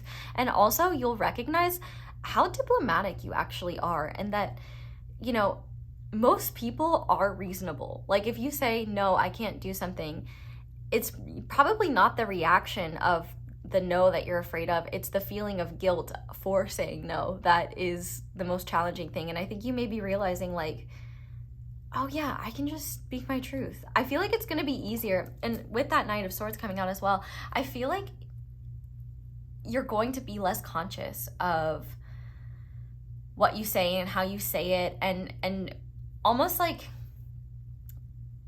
even if you wanted to, like, let's say you wanted to say yes to something you know you don't have time for, it's like you're going to say no before you even have the opportunity to think about saying yes. It's like there's an intuitive part of you that's just speaking up more and just being more honest, and that is in your best interest, in serving your highest good. And I feel like you're going to be like, whoa, I can't believe I just said that. And then you might feel guilty for a second, being like, oh, well, maybe I could have. And that's when you need to shut that shit down and be like, nope, no, this is our time to feel good. You can be busy resting.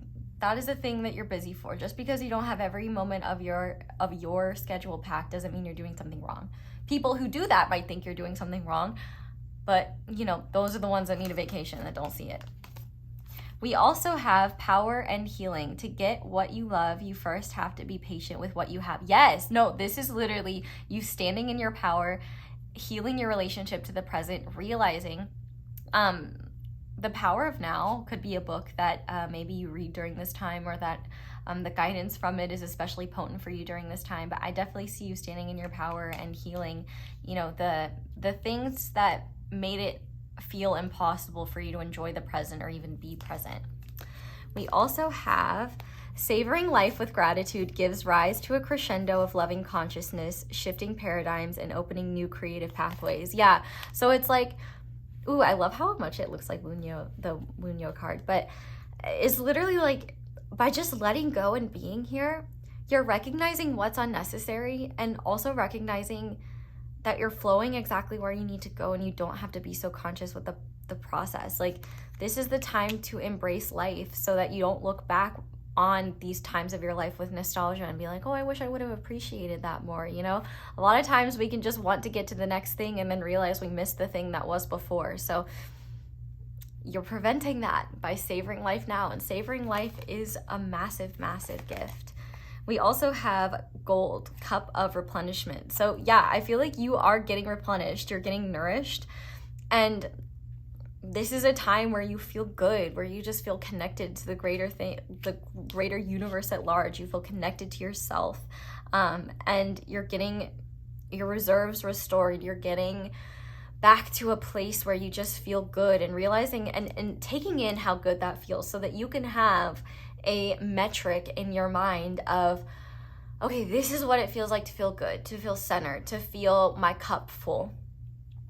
And that is the gold standard for you, that even if you can't always maintain, at the very least you're getting aware of what that feels like, so that you can be conscious in the future of what will push you over your limits, what will deplete you, what isn't for you, and also what will be supportive for you during those processes. This is the time to chill and enjoy chilling. You're being chilling. Yeah, and then finally we have nature. Ground yourself, find sanctuary in nature, connect with elementals. So I definitely think this is a wonderful time to be outside, to be in the beauty of nature. And I think that nature is a wonderful way to be in the present, you know. Go on a hike with a beautiful view and have a picnic up there, you know. Do things where you just really embrace nature and are reminded of the fact that you are made of earth. Like, you are part of nature. You know, a lot of modern human society keeps us detached from nature and separated from it. And I think you're meant to come back into it and realize, like, all is as it's meant to be. And your idea of timing, I feel like you're going to be able to let go of that and realize, like, oh, I don't have to be so on my guard all the time. I don't have to be hyper vigilant. I can just be as chill as this tree and enjoy the shade it's providing me. That's beautiful. I feel like more than anything, what's next for you, pile 4, is a lot of joy, a lot of relaxing, a lot of nourishment, and just the opportunity to see all the gifts that are in the present that so many of us miss because we're either worried about the past or focused on the future. But not you.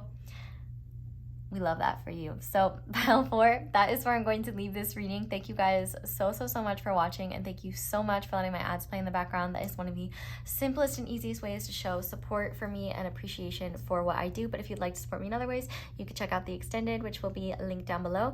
You can like this video, you can comment down below, let me know how it resonates. You can subscribe if you haven't already. You can click that little notification bell to be notified whenever I upload a new reading. You can check out my candles. Be sure to use code ASO10 for 10% off. You can check out my merch. And you can check out other videos, my Instagram. Yeah, I think that's it. So that's all I have for you guys. Thank you so much for watching and for letting me read for you. I hope you all have a wonderful day or night whenever it is that you're watching this video. And I hope you'll come back and see me again soon. Bye!